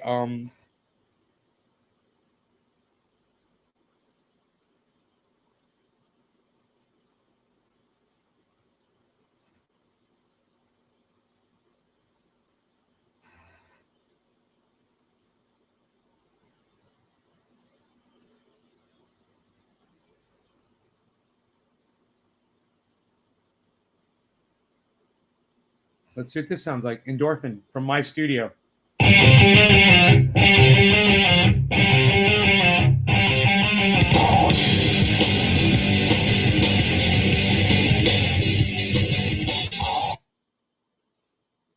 Huh. Oh, I hit the wrong button.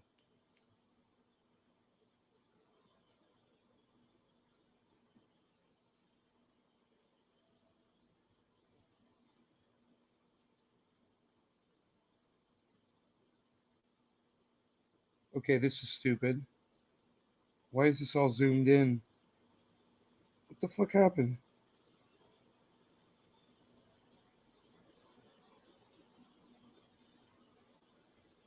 Oh.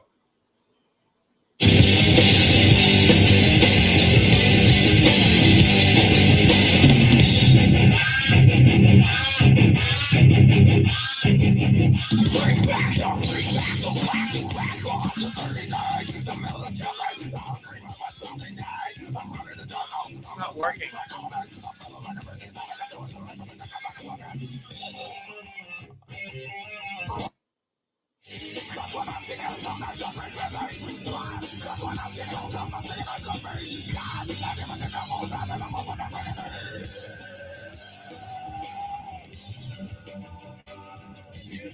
Let's turn that one off.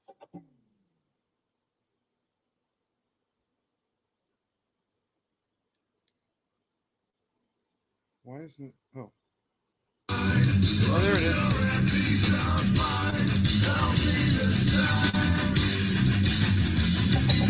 I'm gonna have to look at the instructions. I think. Oh.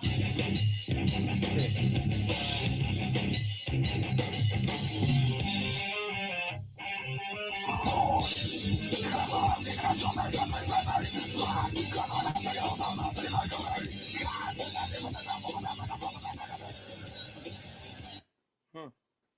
It says both are connected for audio, but I have to look at the instructions really fast. I'm doing something wrong.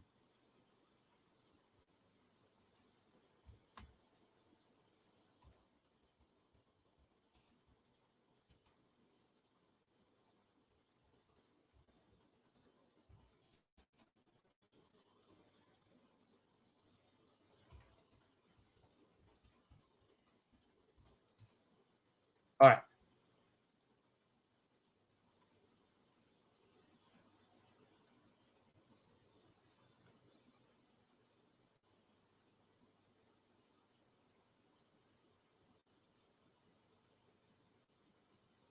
Where's the fucking instructions at, man? God damn it. It had it.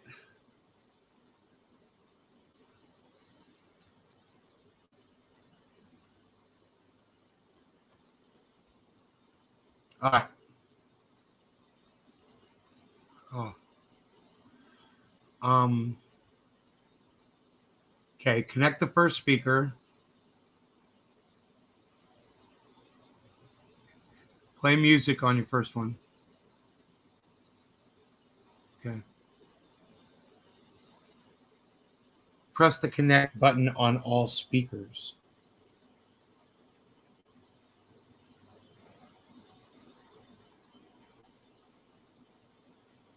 Huh. All right, let's try it.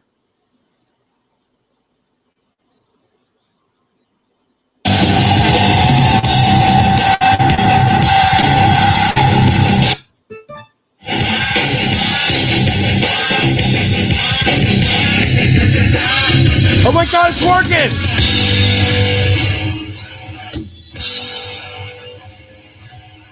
Holy shit.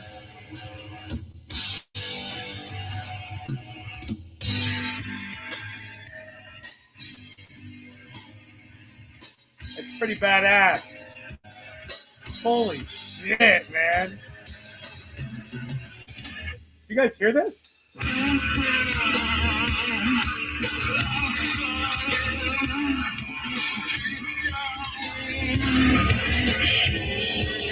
You can do this with like 164 of these speakers. One more.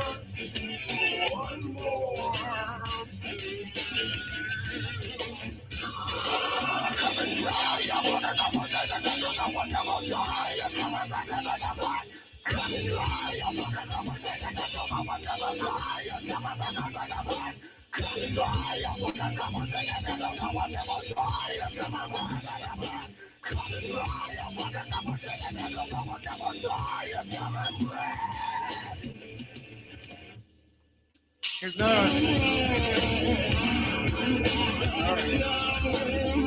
Let's see. This one's got to be connected to the phone too.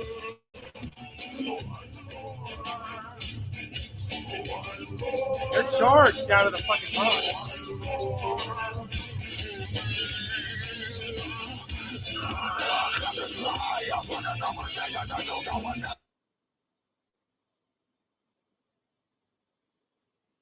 Okay, it's looking for the next one. Let's see if it shows up under available devices.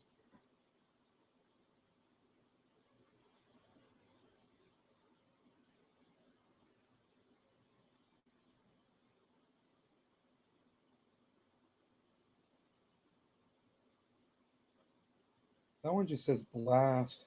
Oh, yeah, that's one of my other ones. It's not showing up.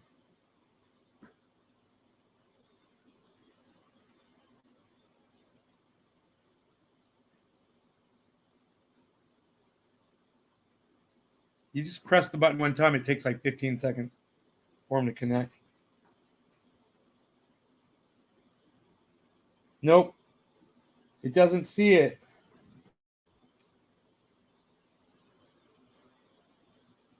Let me turn it off. Let me turn it on again. Let me click scan.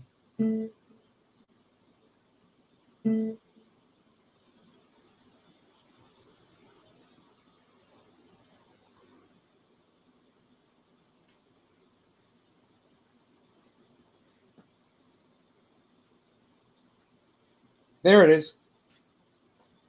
All right, so this is the third one. It's pairing. It says pair, but it's more than 2. Now it's 3, so it's not pairing, right? All right, connected.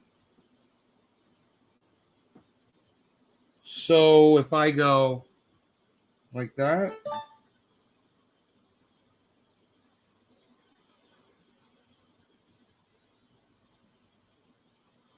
I have to play the audio for it to work.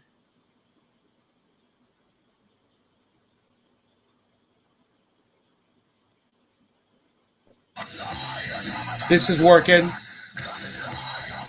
So do I have to click the pair buttons on these now? No.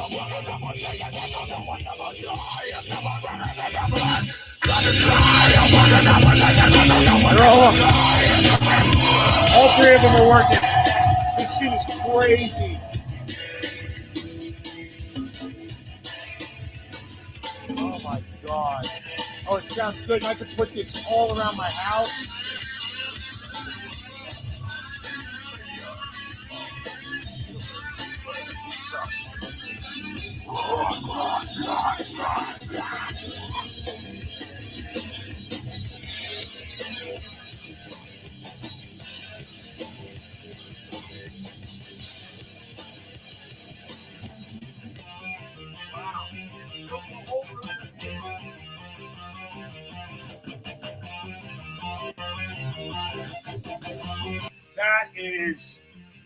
That is really cool. And that's off my cell phone. It's really neat.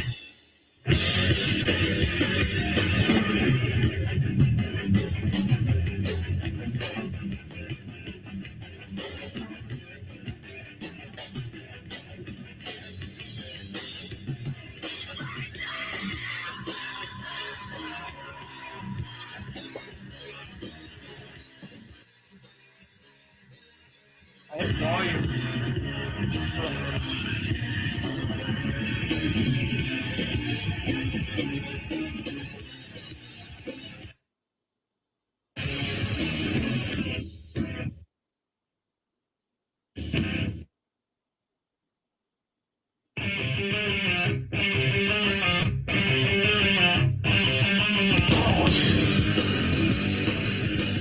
Wow.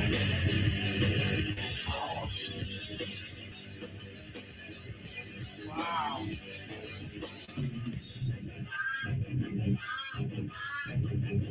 Wow. Wow.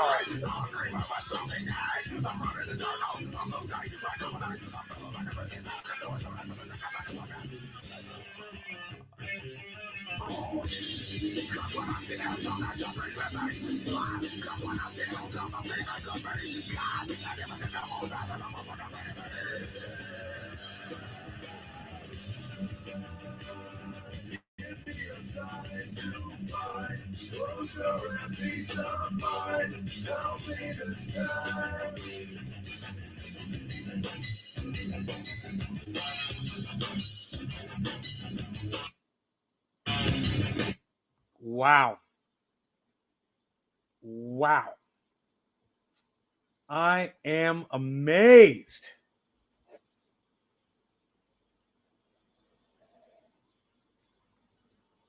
So I got him all paid. We're good there. Got a couple more things to do around here, man.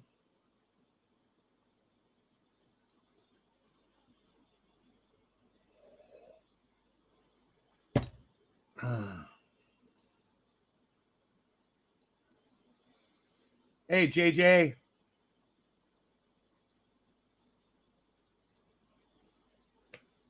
Wow, man. 43.9 Bitcoin, guys. Let's do some bong hits and watch the crypto. Let's cheer on the Russians, man. See if they can fucking get in that market. When I say cheer on the Russians, I don't mean cheer on Putin, guys. Just so you know. I do not support this war at all. It's fucking horrible.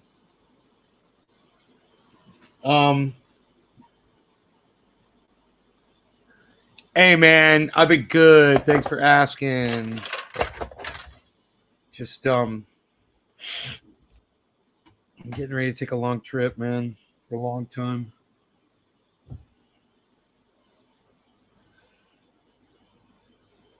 You're going to worry about my trip?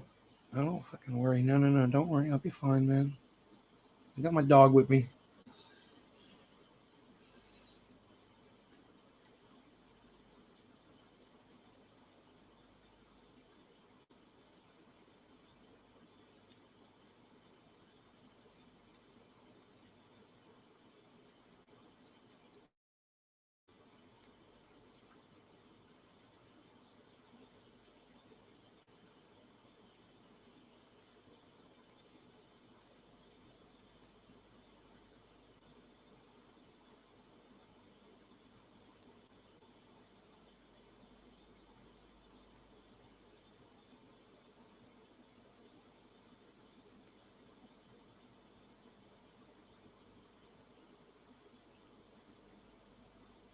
Where am I going? I'm going to my mom's house in Florida.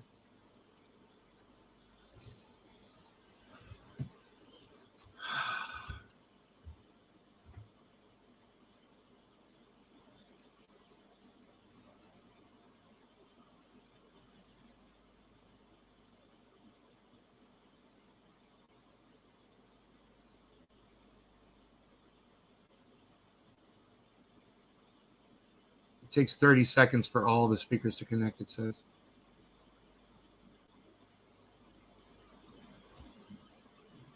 Huh. Man, I love the way that screen looks. Holy shit. That is beautiful, isn't it? I love that blue and that white. Looks so Arctic. It looks so Arctic. It's the Arctic theme, man. Polarized Arctic theme. I got Beazle here laying next to me. He's all tired for being outside working, running up and down the mountain.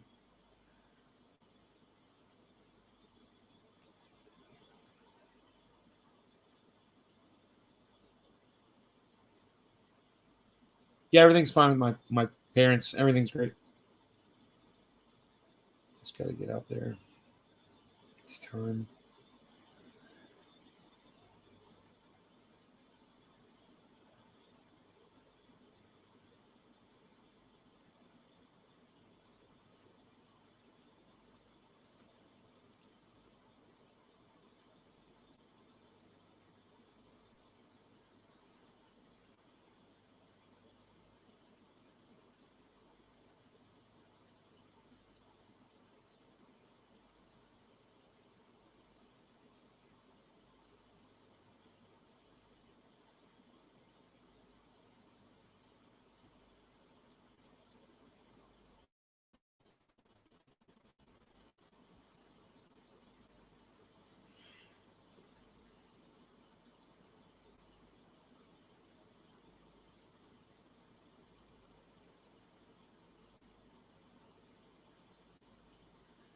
There's a good upside down head and shoulders pattern on the 24-hour.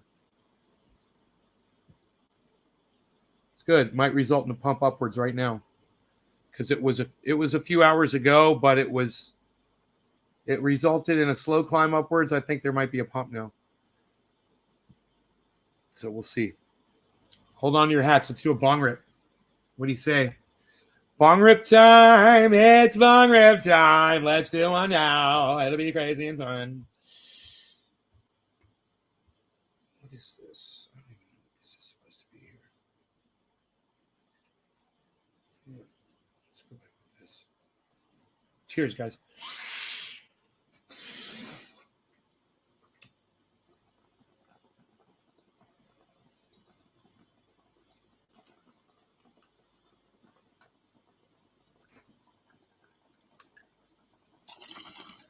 I was beat.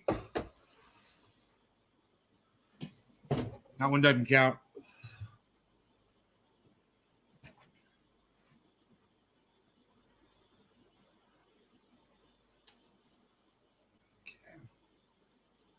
$3,000 Ethereum. That's what we need here. It's $40 up, and we're there.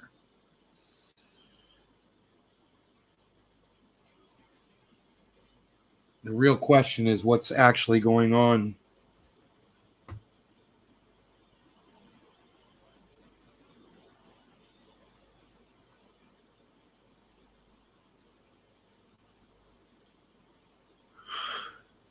Here, let's do this. Let's check the news real quick. Let's see if fucking Putin's making more progress over there on Kyiv. Fucker.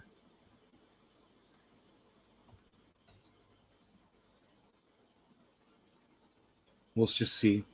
Explosions heard outside Kyiv. Russia tries to stop Western companies from fleeing. The West's $1 trillion bid to collapse Russia's economy. All bets are off if Putin slashes the West's oil. Another squeeze on Russia. 3 shipping companies won't sail there.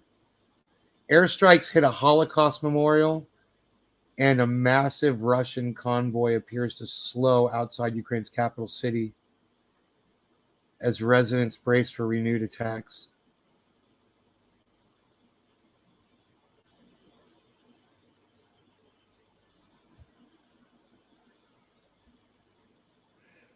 Russia has shifted to an aggressive bombing campaign.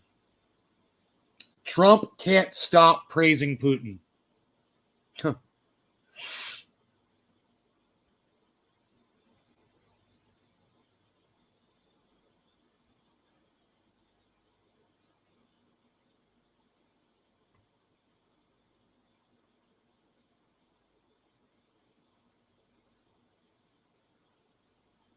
The UN says more than 675,000 people have fled Ukraine during Russia's ongoing invasion.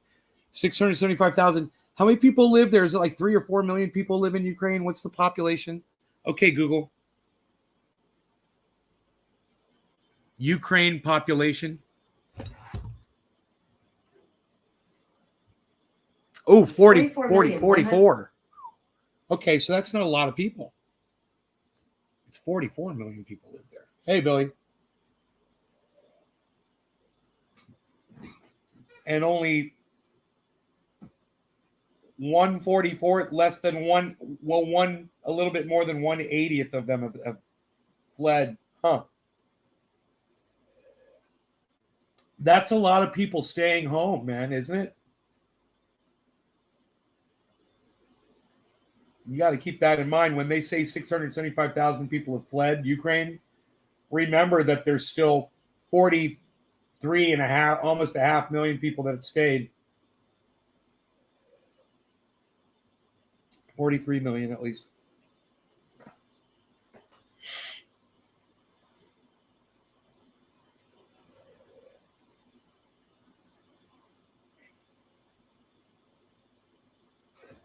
What are we going to smoke here or smoky time?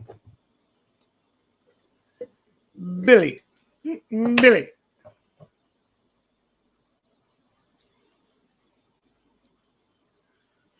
What's going on?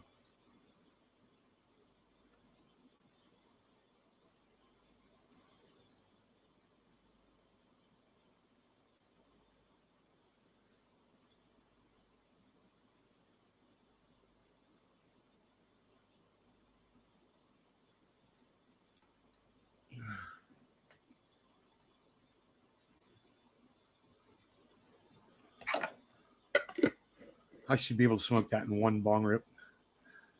It's a big bowl, but I mean, it's not huge. And my lighter is just weak for some reason. Need more flamage.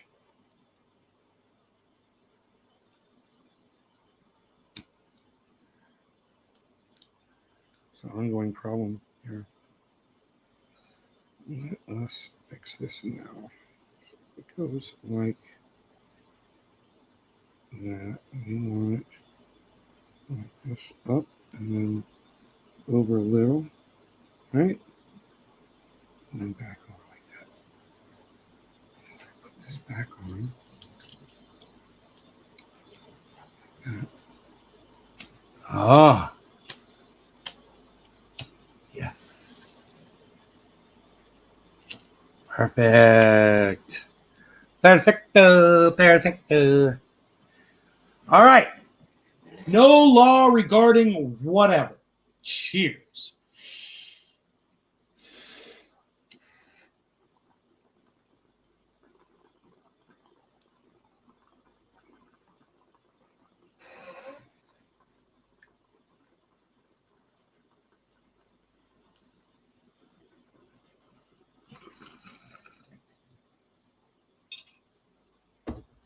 Yep.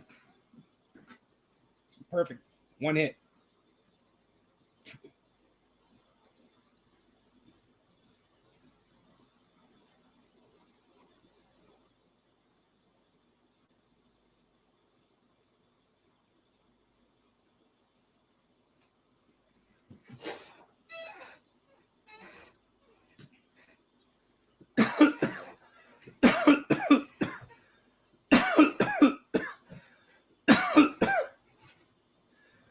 $43,999, 44,000. $44,000 Bitcoin.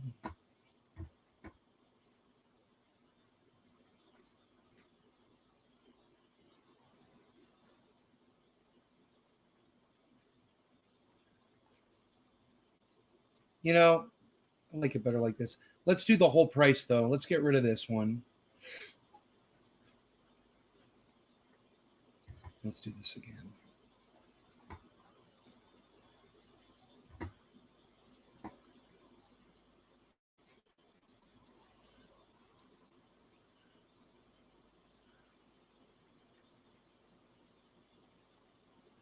There we go.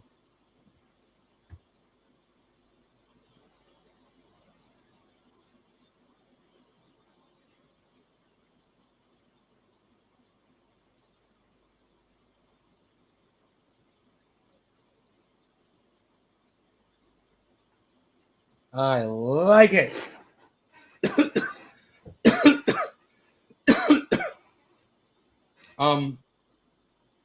I should turn these all off. Charge them. They're great. Get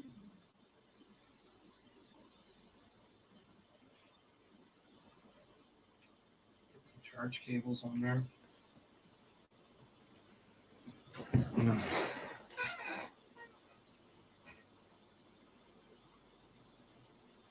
You just saw a commercial for that. So is there anything else in the news I can cover for you guys?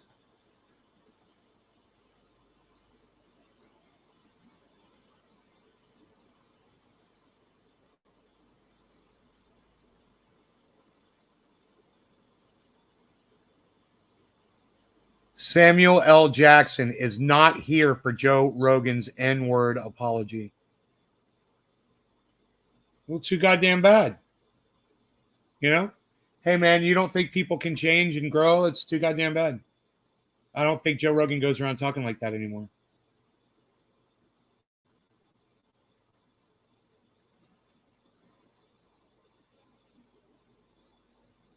He said nobody understood the context. Yeah, I know. I heard Joe say that too.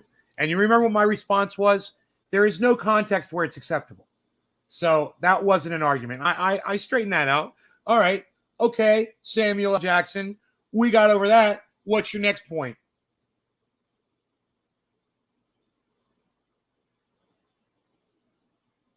But he shouldn't have said it, period. That's his point. Okay, me too. So he apologized for doing it. I know that to most people, there's no context where a white person's ever allowed to say that, never mind publicly on a podcast, and I agree with that. Rogan said at the time. Jackson dismissed that.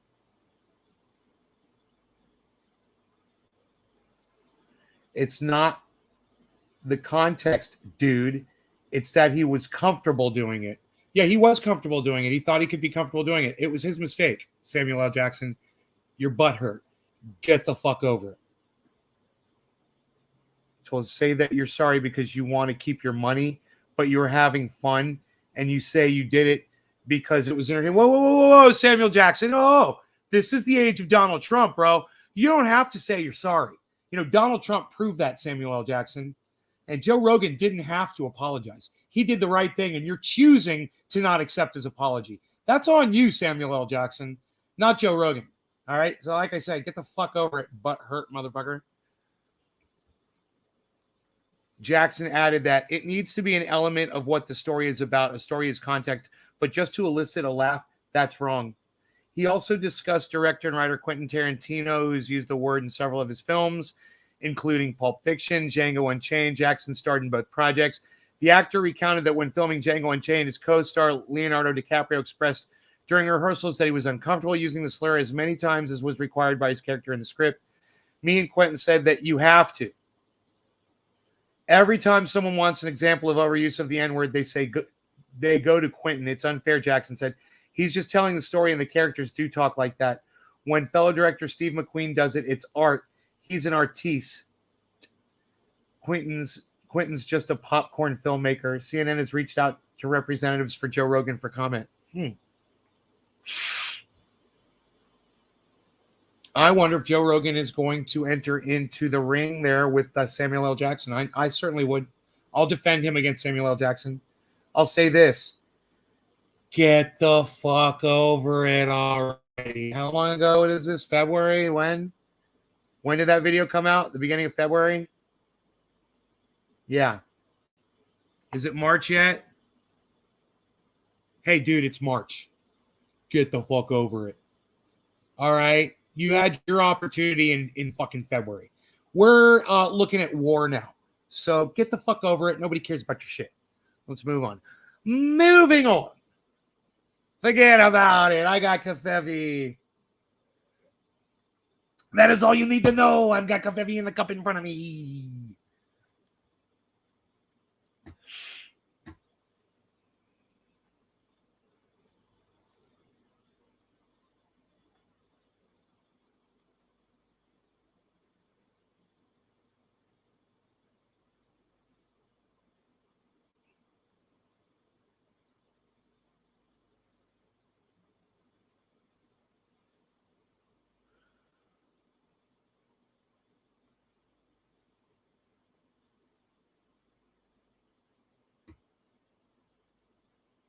RT sees its influence diminish. The CNN is celebrating that another news agency is being silenced. CNN business. RT sees its influence diminish as TV providers and tech companies take action against the Russia-backed outlet.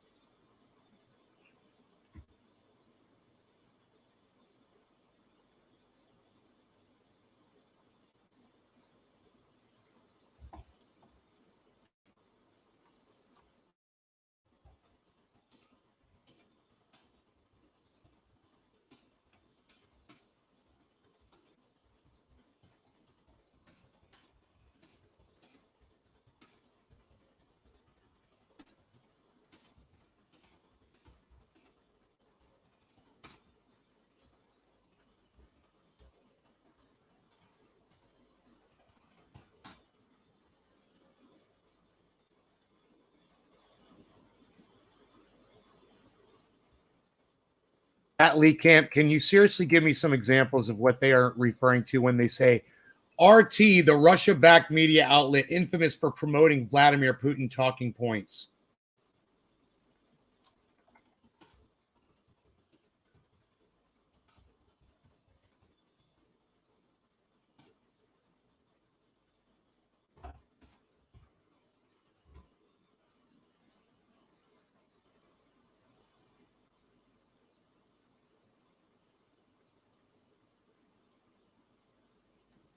We'll see if Lee Camp gets that. I tweeted it at him. He's from RT, you know, and he's a friend of the show's. So we're a friend of the face of RT. You guys realize that? We're a friend of the face of RT. He's been on the show. We're affiliated with someone who's being accused by CNN of being a Russian sympathizer. But because he broadcasts, and you know, when people ask him, they're like, why do you choose to broadcast from RT? He says, because they're the only ones that offered me this show, and without any influence from them. They said that I could do my show however I wanted. And they never give me influence whatsoever. My show is all me. He says, and they're the only news corp that offered me that.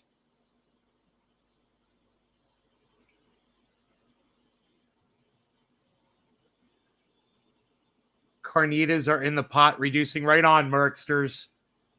Right on, buddy.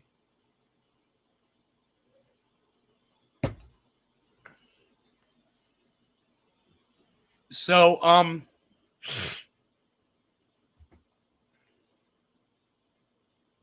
Meta and Google, you guys listen very closely. The parent company of YouTube had previously announced that RT would no longer be eligible to monetize its content on the company's platforms. YouTube, TikTok, and Meta, the parent company of Facebook and Instagram, each separately announced on Monday and Tuesday some of the harshest measures taken thus far against RT.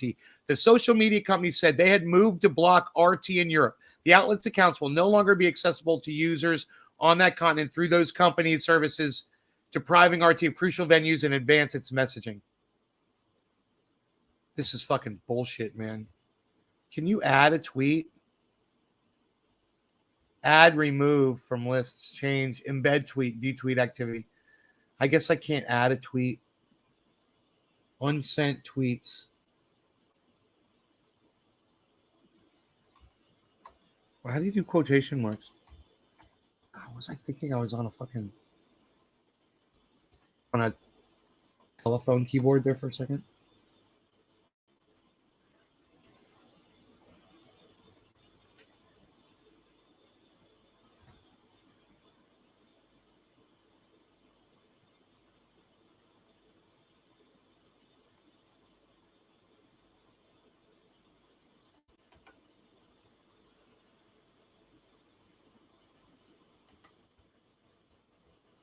Oops.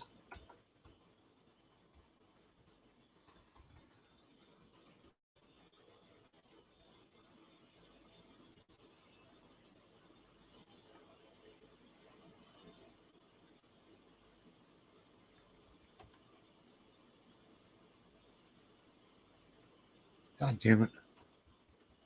Oh, fuck.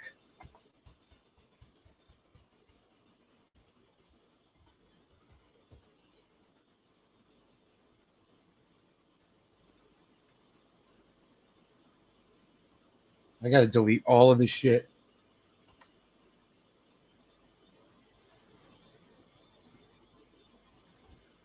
To try to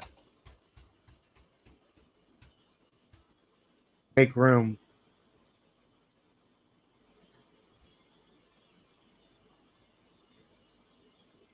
for everything.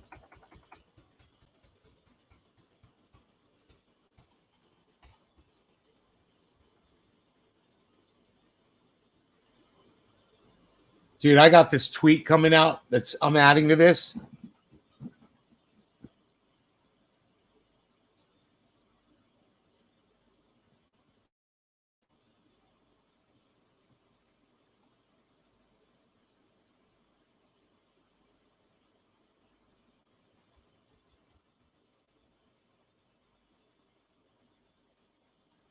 I got 9 more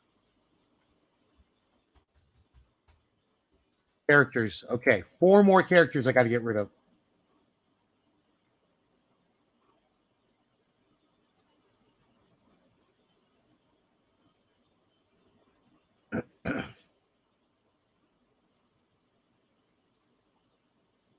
All right, here we go. We'll get rid of. Here we go. I got it.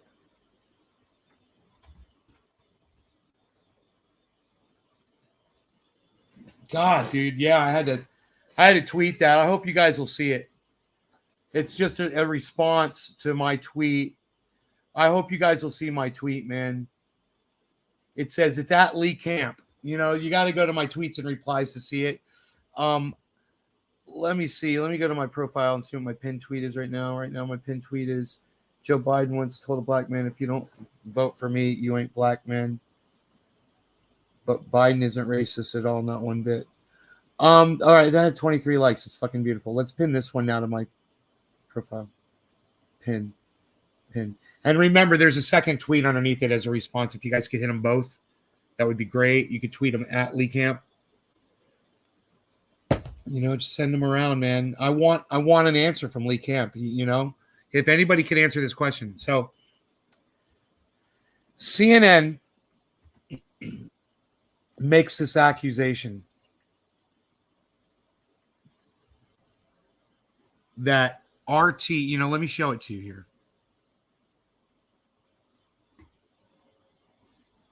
Okay.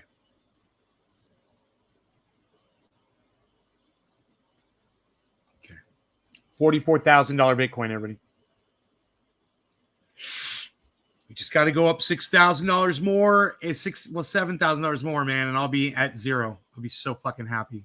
It'll be like a celebration on here. Okay, I want you guys to see the lie right here. I mean, what I think is a lie. I'm not sure, but I think it sounds like a fucking lie to me, and it's just me doing this. That's why I'm asking Lee Camp. Okay, so let me show you what I think is a lie.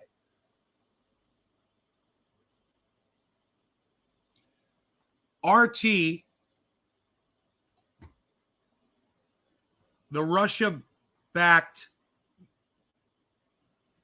media outlet, infamous for promoting Vladimir Putin's talking points.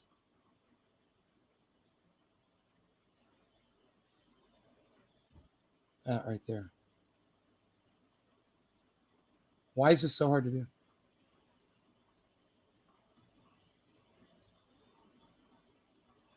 Promoting Vladimir Putin's talking points. So this is all I want to know. Which Vladimir Putin talking points is Russian television promoting? Exactly. What are Vladimir Putin's talking points?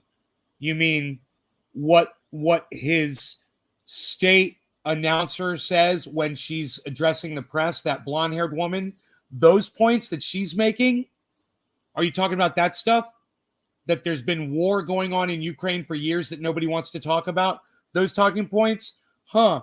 Well, if promoting the truth is promoting Vladimir Putin's talking points when his points are truth, is that a bad thing? Has there not been war going on in the Ukraine since 2014? Have they not been shelling innocent people there? Have there not been thousands of people killed, people burned to death by Nazis?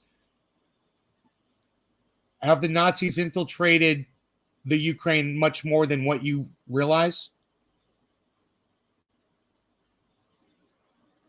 And is Zelensky complicit? Oh, he's Jewish. Is he complicit? You know, there's only, it says, what's up, Craig? And the freaking article is here. It says I've got 7 viewers. Let me just check that really fast before we go on.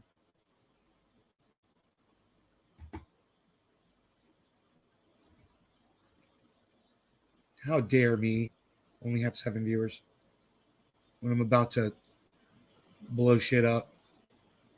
We're about to get into something here, guys. I don't know. It just depends. Let me see. 7. It hurts, man. 7 people. That really hurts. Oh, yeah, right there in my heart. Oh, really hurts my heart. I've got 7 viewers, but I want the 7 of you to know this. I hope the 7 of you choose to stay and listen, because I will go over this with you, okay?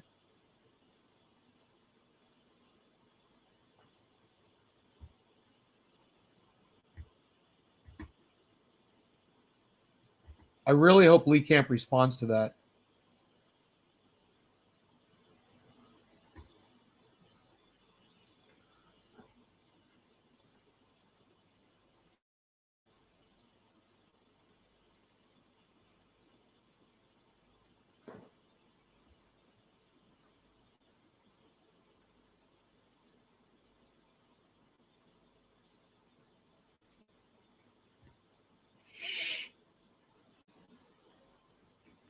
Home. Here's Noam Chomsky before COVID, so it was before he lost. Show you today that's new. We wanted to bring you up to date and kind of tell you what's going on with the Ukraine situation. Before we get into the part I want to show you today that's new, I just always want to remind people there's a lot of reasons why this is happening in Ukraine, and it's not an act of naked aggression. Well, I don't know. Maybe it is naked. I don't know what even that means, naked. They're wearing clothes. So Nord Stream pipeline snarled in the U.S.-Russia fossil energy war. So there's a big pipeline that goes from Russia to Germany that was supposed to start up, get the liquid gas flowing, and they're providing a lot. So that's got more to do with this than anybody's letting on. So the United States doesn't want that pipeline happening.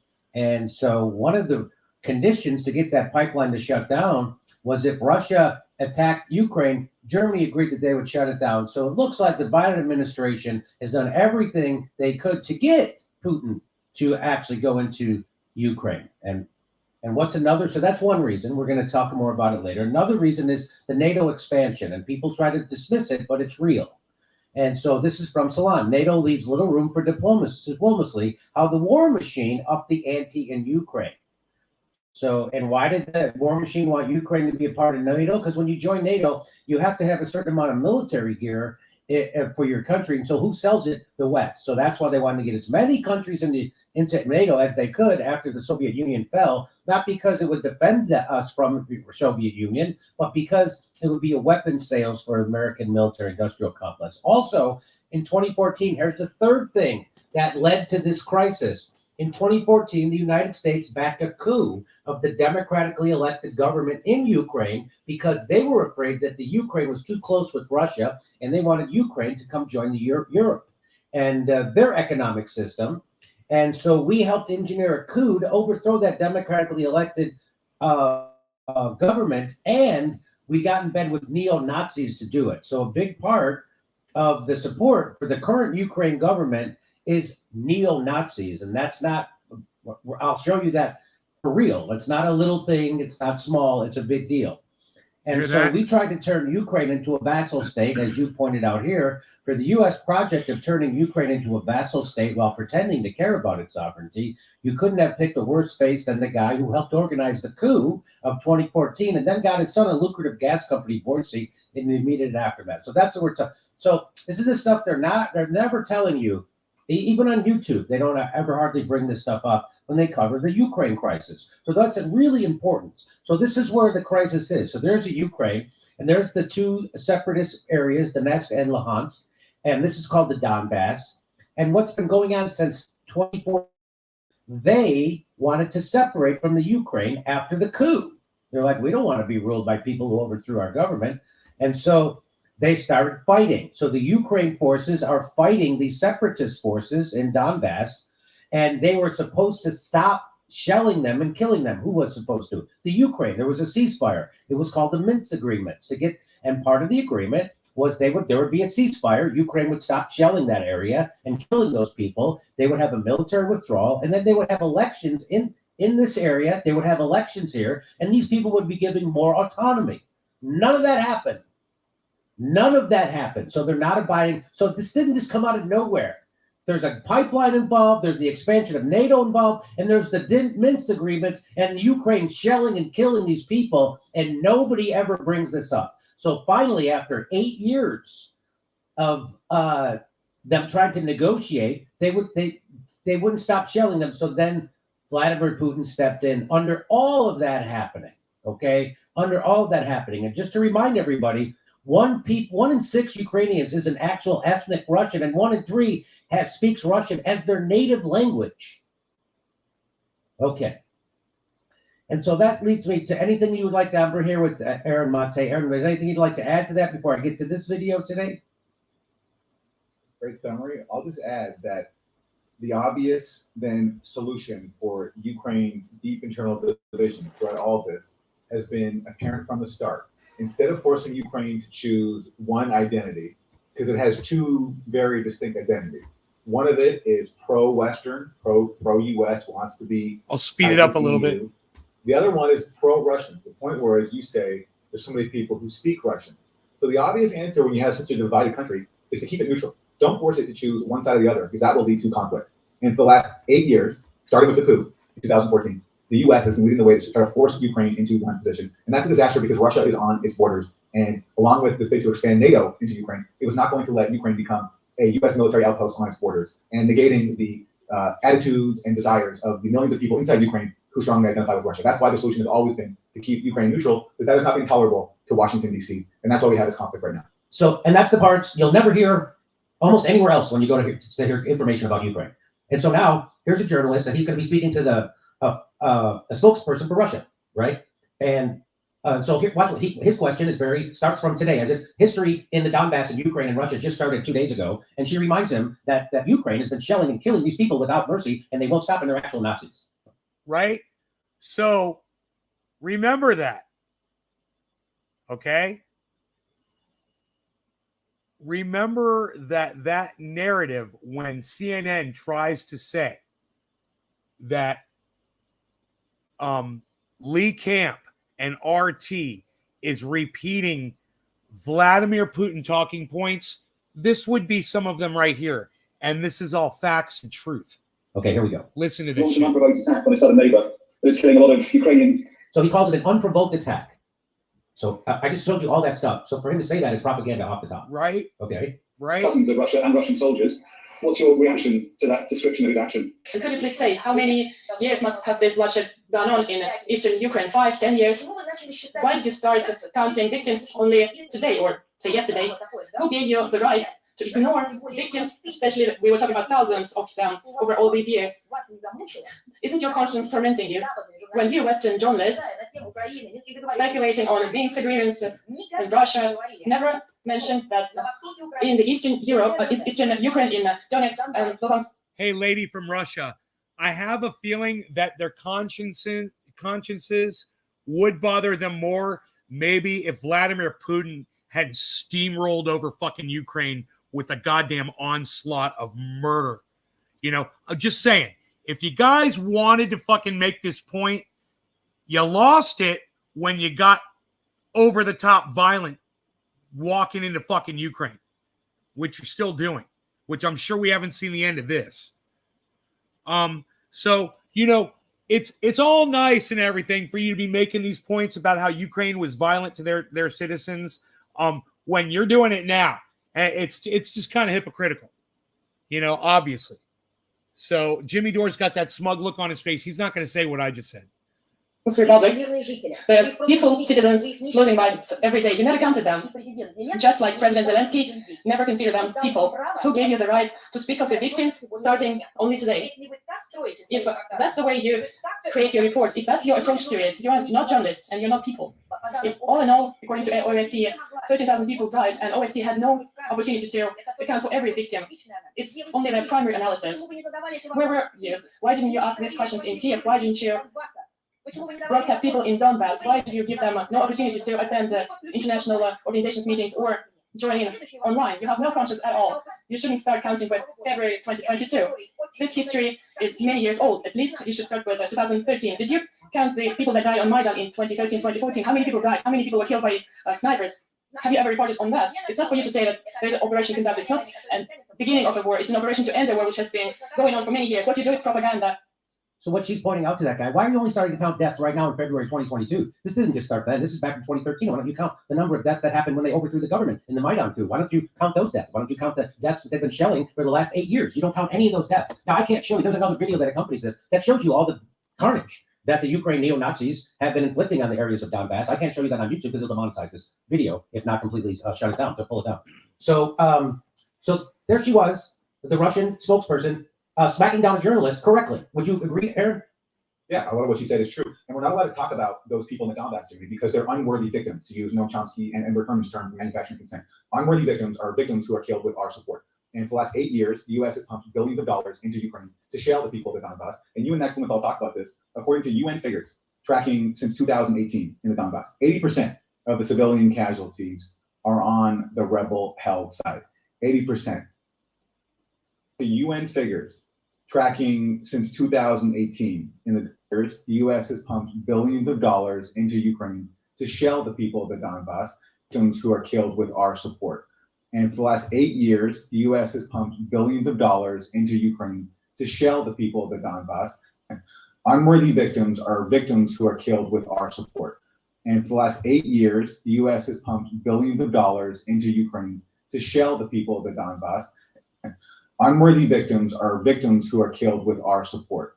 And for the last 8 years, the U.S. has pumped billions of dollars into Ukraine to shell the people of the Donbass. And you and Max. Billions. He accuses the United States of sending billions of dollars in there to murder people and says that's why you don't hear the media reporting on this. Because that's where the money goes.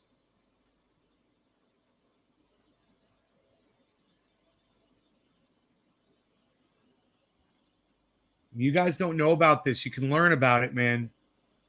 You know, this has all been documented. It's all been reported on. Blumenthal talked about this. According to UN figures, tracking since 2018 in the Donbass, 80% of the civilian casualties are on the rebel-held side. 80%. And by the way, I bet we could find these guys back in 2015, 2016, reporting on that very slaughter that was going on. I bet they were there, man. I bet and if it wasn't them, I bet there were other people that were reporting on it.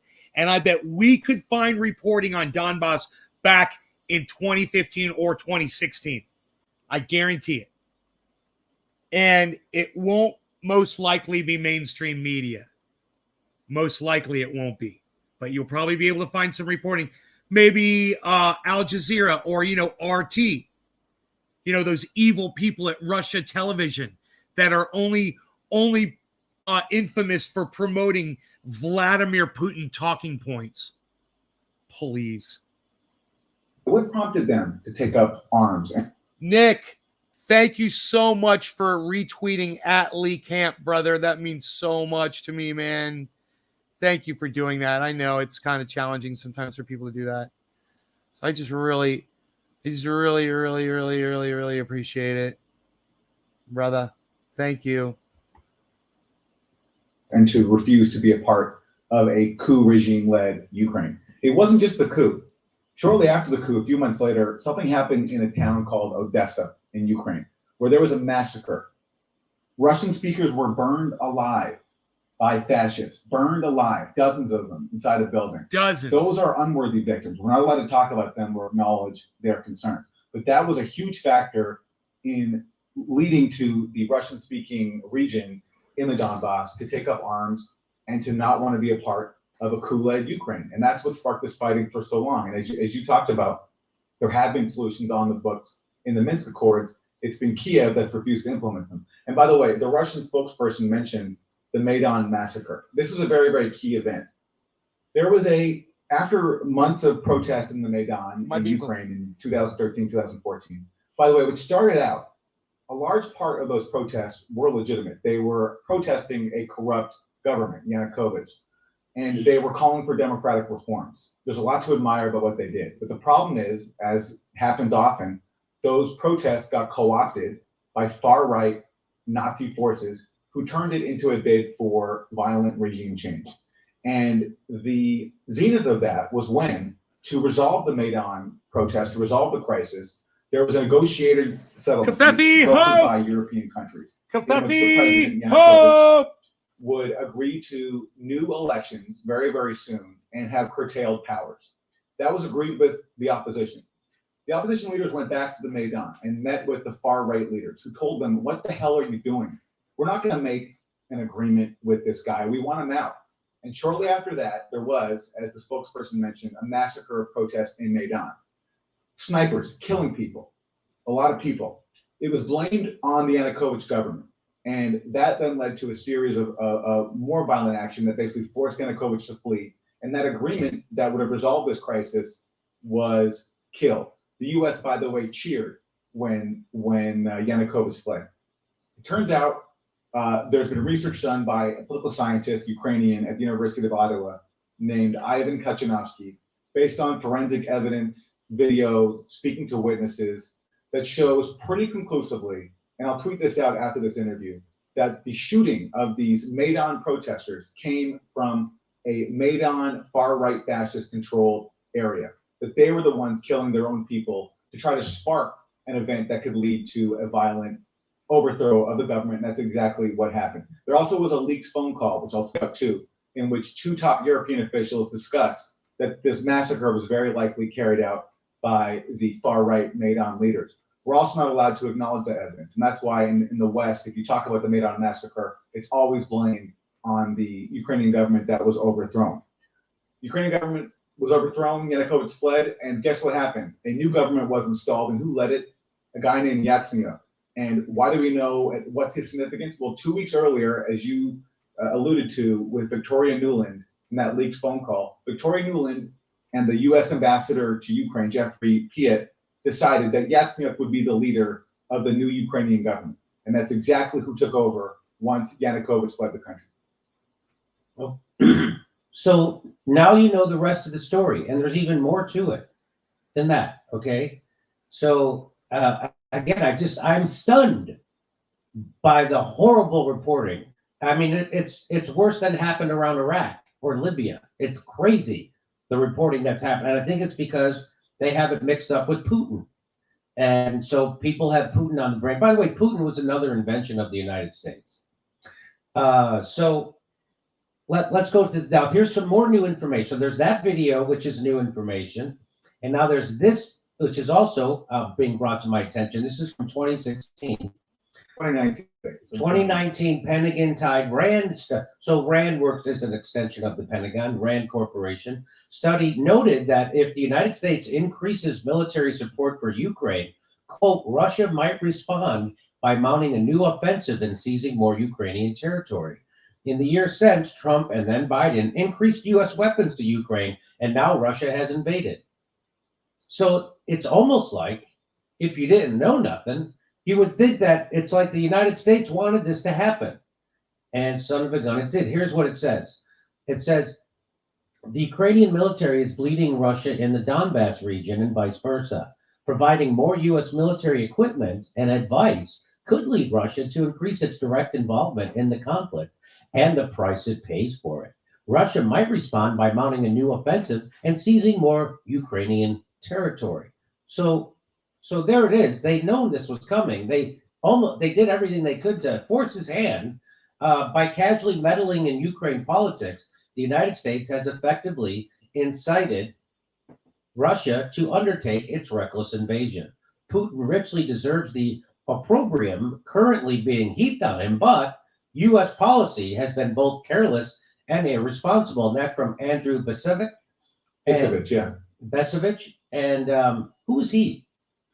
He is a U.S. Army veteran, writes often on issues of U.S. warfare, served for a long time. His son died in Iraq, and he's pointing out just what we're not allowed to acknowledge, that whatever you think of Putin's invasion, and again, as I said to you on the show the other night, I think it's illegal, and I think Putin had a lot of other options to deal with the attacks on Russian-speaking people in the Donbass. I don't think that this was the answer. Although I'd love to hear, if there's a counter-argument, I'd love to hear what the counter-argument is. But he's pointing out the obvious, that the U.S. played a major role in inciting Putin's action, and that, again, the key point, as you stressed, this war did not start with Putin's invasion. Putin escalated it, but the war began 8 years ago when the U.S. backed a coup and put there is a counter-argument that waged war on. There is a counter-argument as to why Putin has invaded Ukraine. Are you ready? He's a fucking psycho. That's it. Ukraine's Russian-speaking population. And also because of the pipeline, and also because of NATO. And here's proof of it. Here's Adam Schiff bragging that they're arming the people that Putin is fighting in the Hey, Ben. Donbass. He's bragging about it. Watch this. The United States aids Ukraine and her people Coffee's great, isn't it? so that we can fight Russia over there and we don't have Big to fight 'em. Russia here. Big 'em. There it is. So there, I mean, we've been pushing for this for a while, and I want to show you. This is an article by I think Norman Solomon, and he's talking about how NATO's push into. We promised that NATO would not expand after Germany reunified. We promised Russia and Putin, and then we've completely 12 more countries. Here it is. As Cockburn notes, by 2014, the 12 new members of NATO had purchased. So the reason why I told you that at the top, and the reason why did they want to expand NATO if Russia wasn't a threat anymore after like 1991? The reason why they wanted to expand NATO is because the military-industrial complex. There's certain rules. If you join NATO, you have to have a certain size military with certain size armaments. And where are they going to get that? They have to go buy it from the United States military-industrial complex. So, and that's why they wanted to expand NATO, not because it was going to keep anybody safer, because it doesn't, because there's no threat anymore. The reason why they wanted to expand NATO was so they could make more money selling armaments to those new countries that had to then got inducted into NATO. That's what this is also about.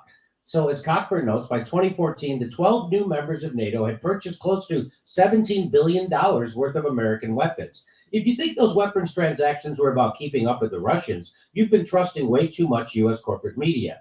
As of late 2020, Cockburn's book explains that NATO's collective military spending had hit $1.03 trillion, or roughly 20 times what Russia's military budget is. So that's not why we're arming them. We're arming them for just straight up cash, and that's where it comes from. Jimmy, Yes, go ahead. So what the article is quoting is Andrew Coburn, who is a great British journalist. He's the Washington editor for Harper's Magazine.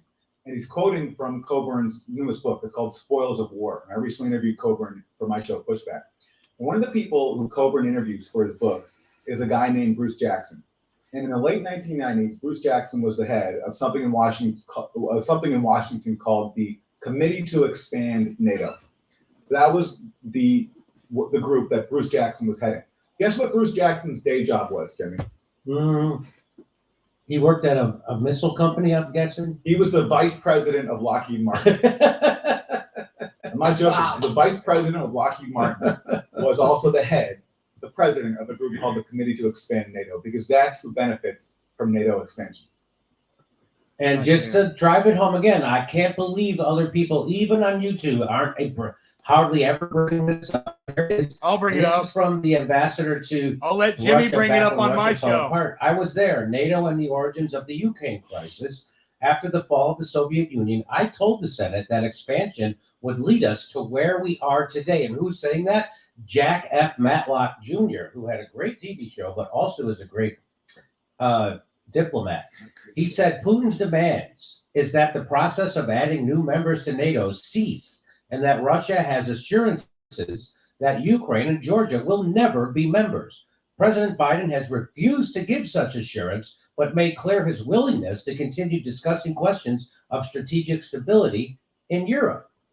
Meanwhile, the Ukrainian government has made it clear it has no intention of implementing the Minsk agreements reached in 2015 for reuniting the Donbass province into Ukraine with a large degree of local autonomy, an agreement with Russia, France, and Germany that the United States endorsed. So some people say, when I tell them this about how Russia just wants assurances that they say, oh, come on, Jimmy, Germany and France are against Ukraine getting into NATO. And so, and even Ukraine says they don't want to, so it'll never happen. Hey, the United States gets what it wants. So just keep that in mind. If the United States pushes hard enough, they're going to get anything they want. And so don't put it past that wouldn't happen. And that's why this guy is saying what he's saying, and I think he knows a lot about it. I'm going to check for drops again. Would you like to say anything on that, Adam? Or Aaron? What's your name? I don't know your name. Adam, Aaron. Jack Matlock is not allowed to appear on corporate media because what he says is too inconvenient, even though he was former U.S. ambassador to the Soviet Union, was there at the most critical. I had one obstruction. Soviet Empire collapsed, helped basically negotiate the end of the Cold War. He's not allowed because Let me look and see if it's clouds. his inside is too inconvenient. Oh So, shit, that was at whatever, 150. He's confined to the margins. The last one was at 150 for 2 And seconds. Again, this you see all over the media, And it's YouTube 320. even, people saying this is 100%. Dude, I haven't had an Putin's obstruction doing since 100%. fucking. It's just like you guys are such children on purpose. Honest to God, everywhere you go, I'm not For kidding. one and a half YouTube hours. show, throw a dart. Every fucking one of them, from Kyle Kalinske. I haven't had an obstruction for 1.5 hours, man. That tree, cutting that tree down has made a fucking difference. It's crazy. Well, there were 3 trees there, man, and it made a difference. Wow, man. Those trees are fucking gone. Holy shit. I can't believe it's done. God, it's all I really needed. I was really worried about, man. To the goddamn shit, Young Turks, and everybody in between saying the same shit. Jackson Hinkle's getting it correct. The Gray Zone is getting it correct. And so just to drive this home, here's Noam Chomsky before COVID, so before he lost his mind. And here he is going to let you know what the real point of NATO is in the first place. Here's the real point of NATO since 1991. The question that we ought to be asking ourselves is, why did NATO even exist after 1990? Throughout the whole history of the Cold War, we were told NATO is necessary to defend Western Europe from the Russian hordes. Okay? No more Russian hordes. How good did that work? It expands. Okay. It expands to the east. Its mission changed. Its official mission now is not to defend Europe from the Russian hordes. Feed's It's good. to control the global energy system, sea lanes and pipelines, and to serve as This a could be the US very last non-intervention broadcast force. from here, man. Well, we're all educated intellectuals, but we can now ask a question.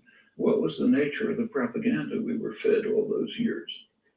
I mean, if NATO was there to defend the West from the Russians, why is it now expanding right to the borders of Russia, becoming a global US intervention force, protecting sea lanes and pipelines and so on?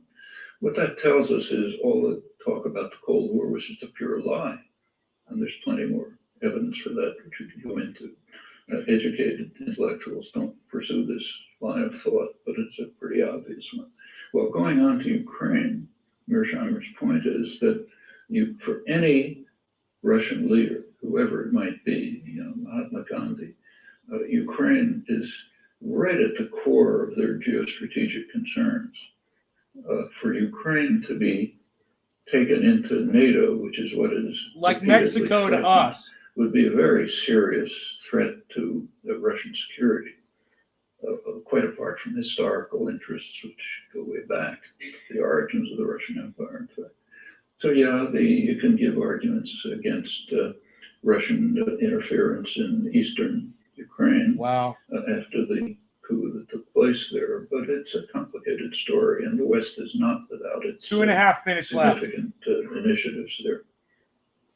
So I hope that people appreciate this information. Again, I just want to give you real quick about the pipeline that I teased up top. Oh, check it out. So there's a pipeline. Really quickly, let me just say one thing. Okay. Let's take a second to acknowledge the. Who covered the pipeline first, guys? Who's been talking about the pipeline forever, right? And now this, all of a sudden, Jimmy's mentioning it. Insane hypocrisy I was all over the fucking pipeline, guys. of all these Nord Stream 2. Who spent the last 5 years hyperventilating over Russia allegedly stealing some emails from Hillary Clinton and putting out some social media memes on Twitter and Facebook. Okay, they were comparing this to Pearl Harbor at 9/11. They see nothing wrong with flooding Ukraine with billions of dollars in weapons and trying to bring it into a hostile military alliance on Russia's borders. The delusional hypocrisy of these people is stunning. And Russiagate, the thing we opposed for 4 years because it was so insane, has brought us to this moment right now. It's completely normalized the insane chauvinism that is driving this war right now.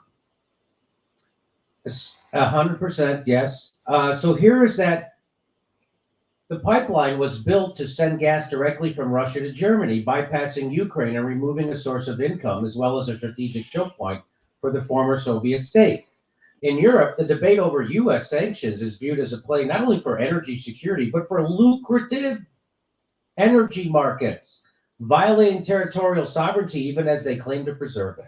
Sanctions are an aggressive instrument in a fossil energy war, Claudia Kempfert, an energy economist, told a German newspaper. She said both Russia and the United States are using natural gas as a political weapon. So that's a big deal because the United States wants to get that natural gas market for us in the United States and not give it up to Russia, which then will control even bigger percentage of the energy, and they will give them more control in Europe. So now I think they have it 30%. Well, God damn it, why didn't I look this up before? But it's either 30 or 40% of Europe's energy comes from Russia. And so that's what this is about. And if you don't support it, if you don't support Ukrainian Nazis, you're a right winger. That's what people are saying right now. All right, man. He's in Tampa on April 6th. He's in Tampa on April 6th. The Improv. I got 8 viewers, guys. Love y'all. Thanks so much for watching. I just want to tell you guys that the 8 of you are my gold. Thank you, guys. I've still got coffee, though, so. Lucky you. Lucky you. Doing live stand-up comedy in Los Angeles, and Houston, and Addison, and back in Tampa, Des Moines, Omaha. That was really weird. I guess my fucking hand hit the wrong button there on the keyboard. Okay, let's put that there. Let's get rid of that. If Jimmy only knew all these topics, you've covered way ahead of anyone else.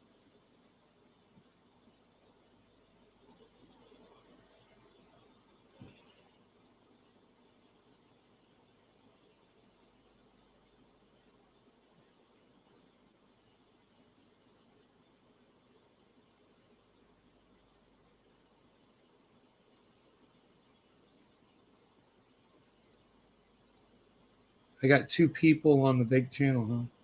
It says 2 watching. Wow. It's crazy.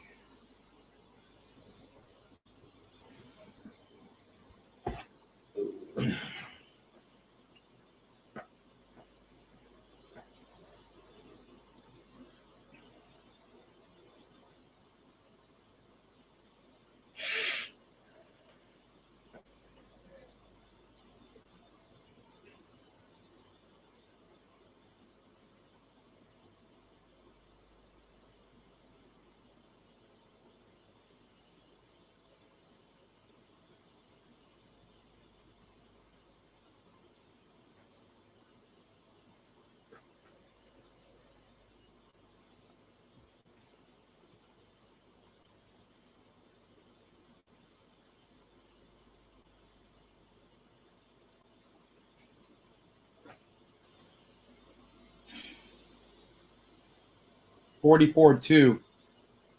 Bitcoin's at 44,200, guys.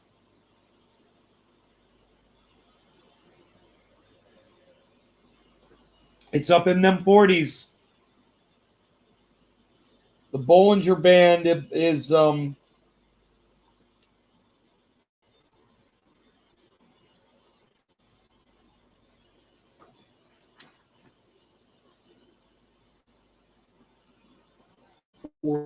it's 54.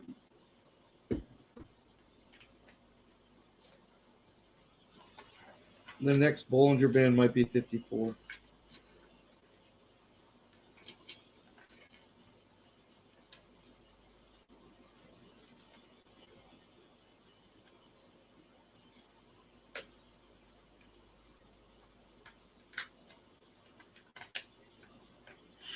Just saying.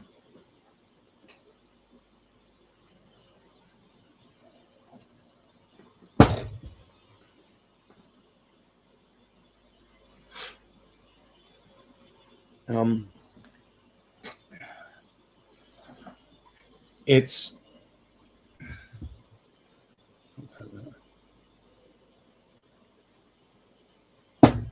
All right, you guys. I finished my coffee. Take care, and I will see you on the next one. All right. Whenever and wherever it's from. Follow at Nave's Garden on Twitter. Okay. Bye, guys.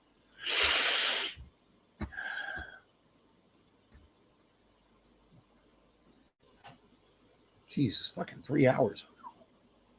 It's 3 hours just about. I didn't realize. I gave you a little bit of bonus. Remember, it was an hour and 18 minutes. I was like, I think I'll keep going. We ended up going 3 hours. All right. For the 8 of you. Bye, guys. My pizza. It's my little pizza. That's my little pizza right there.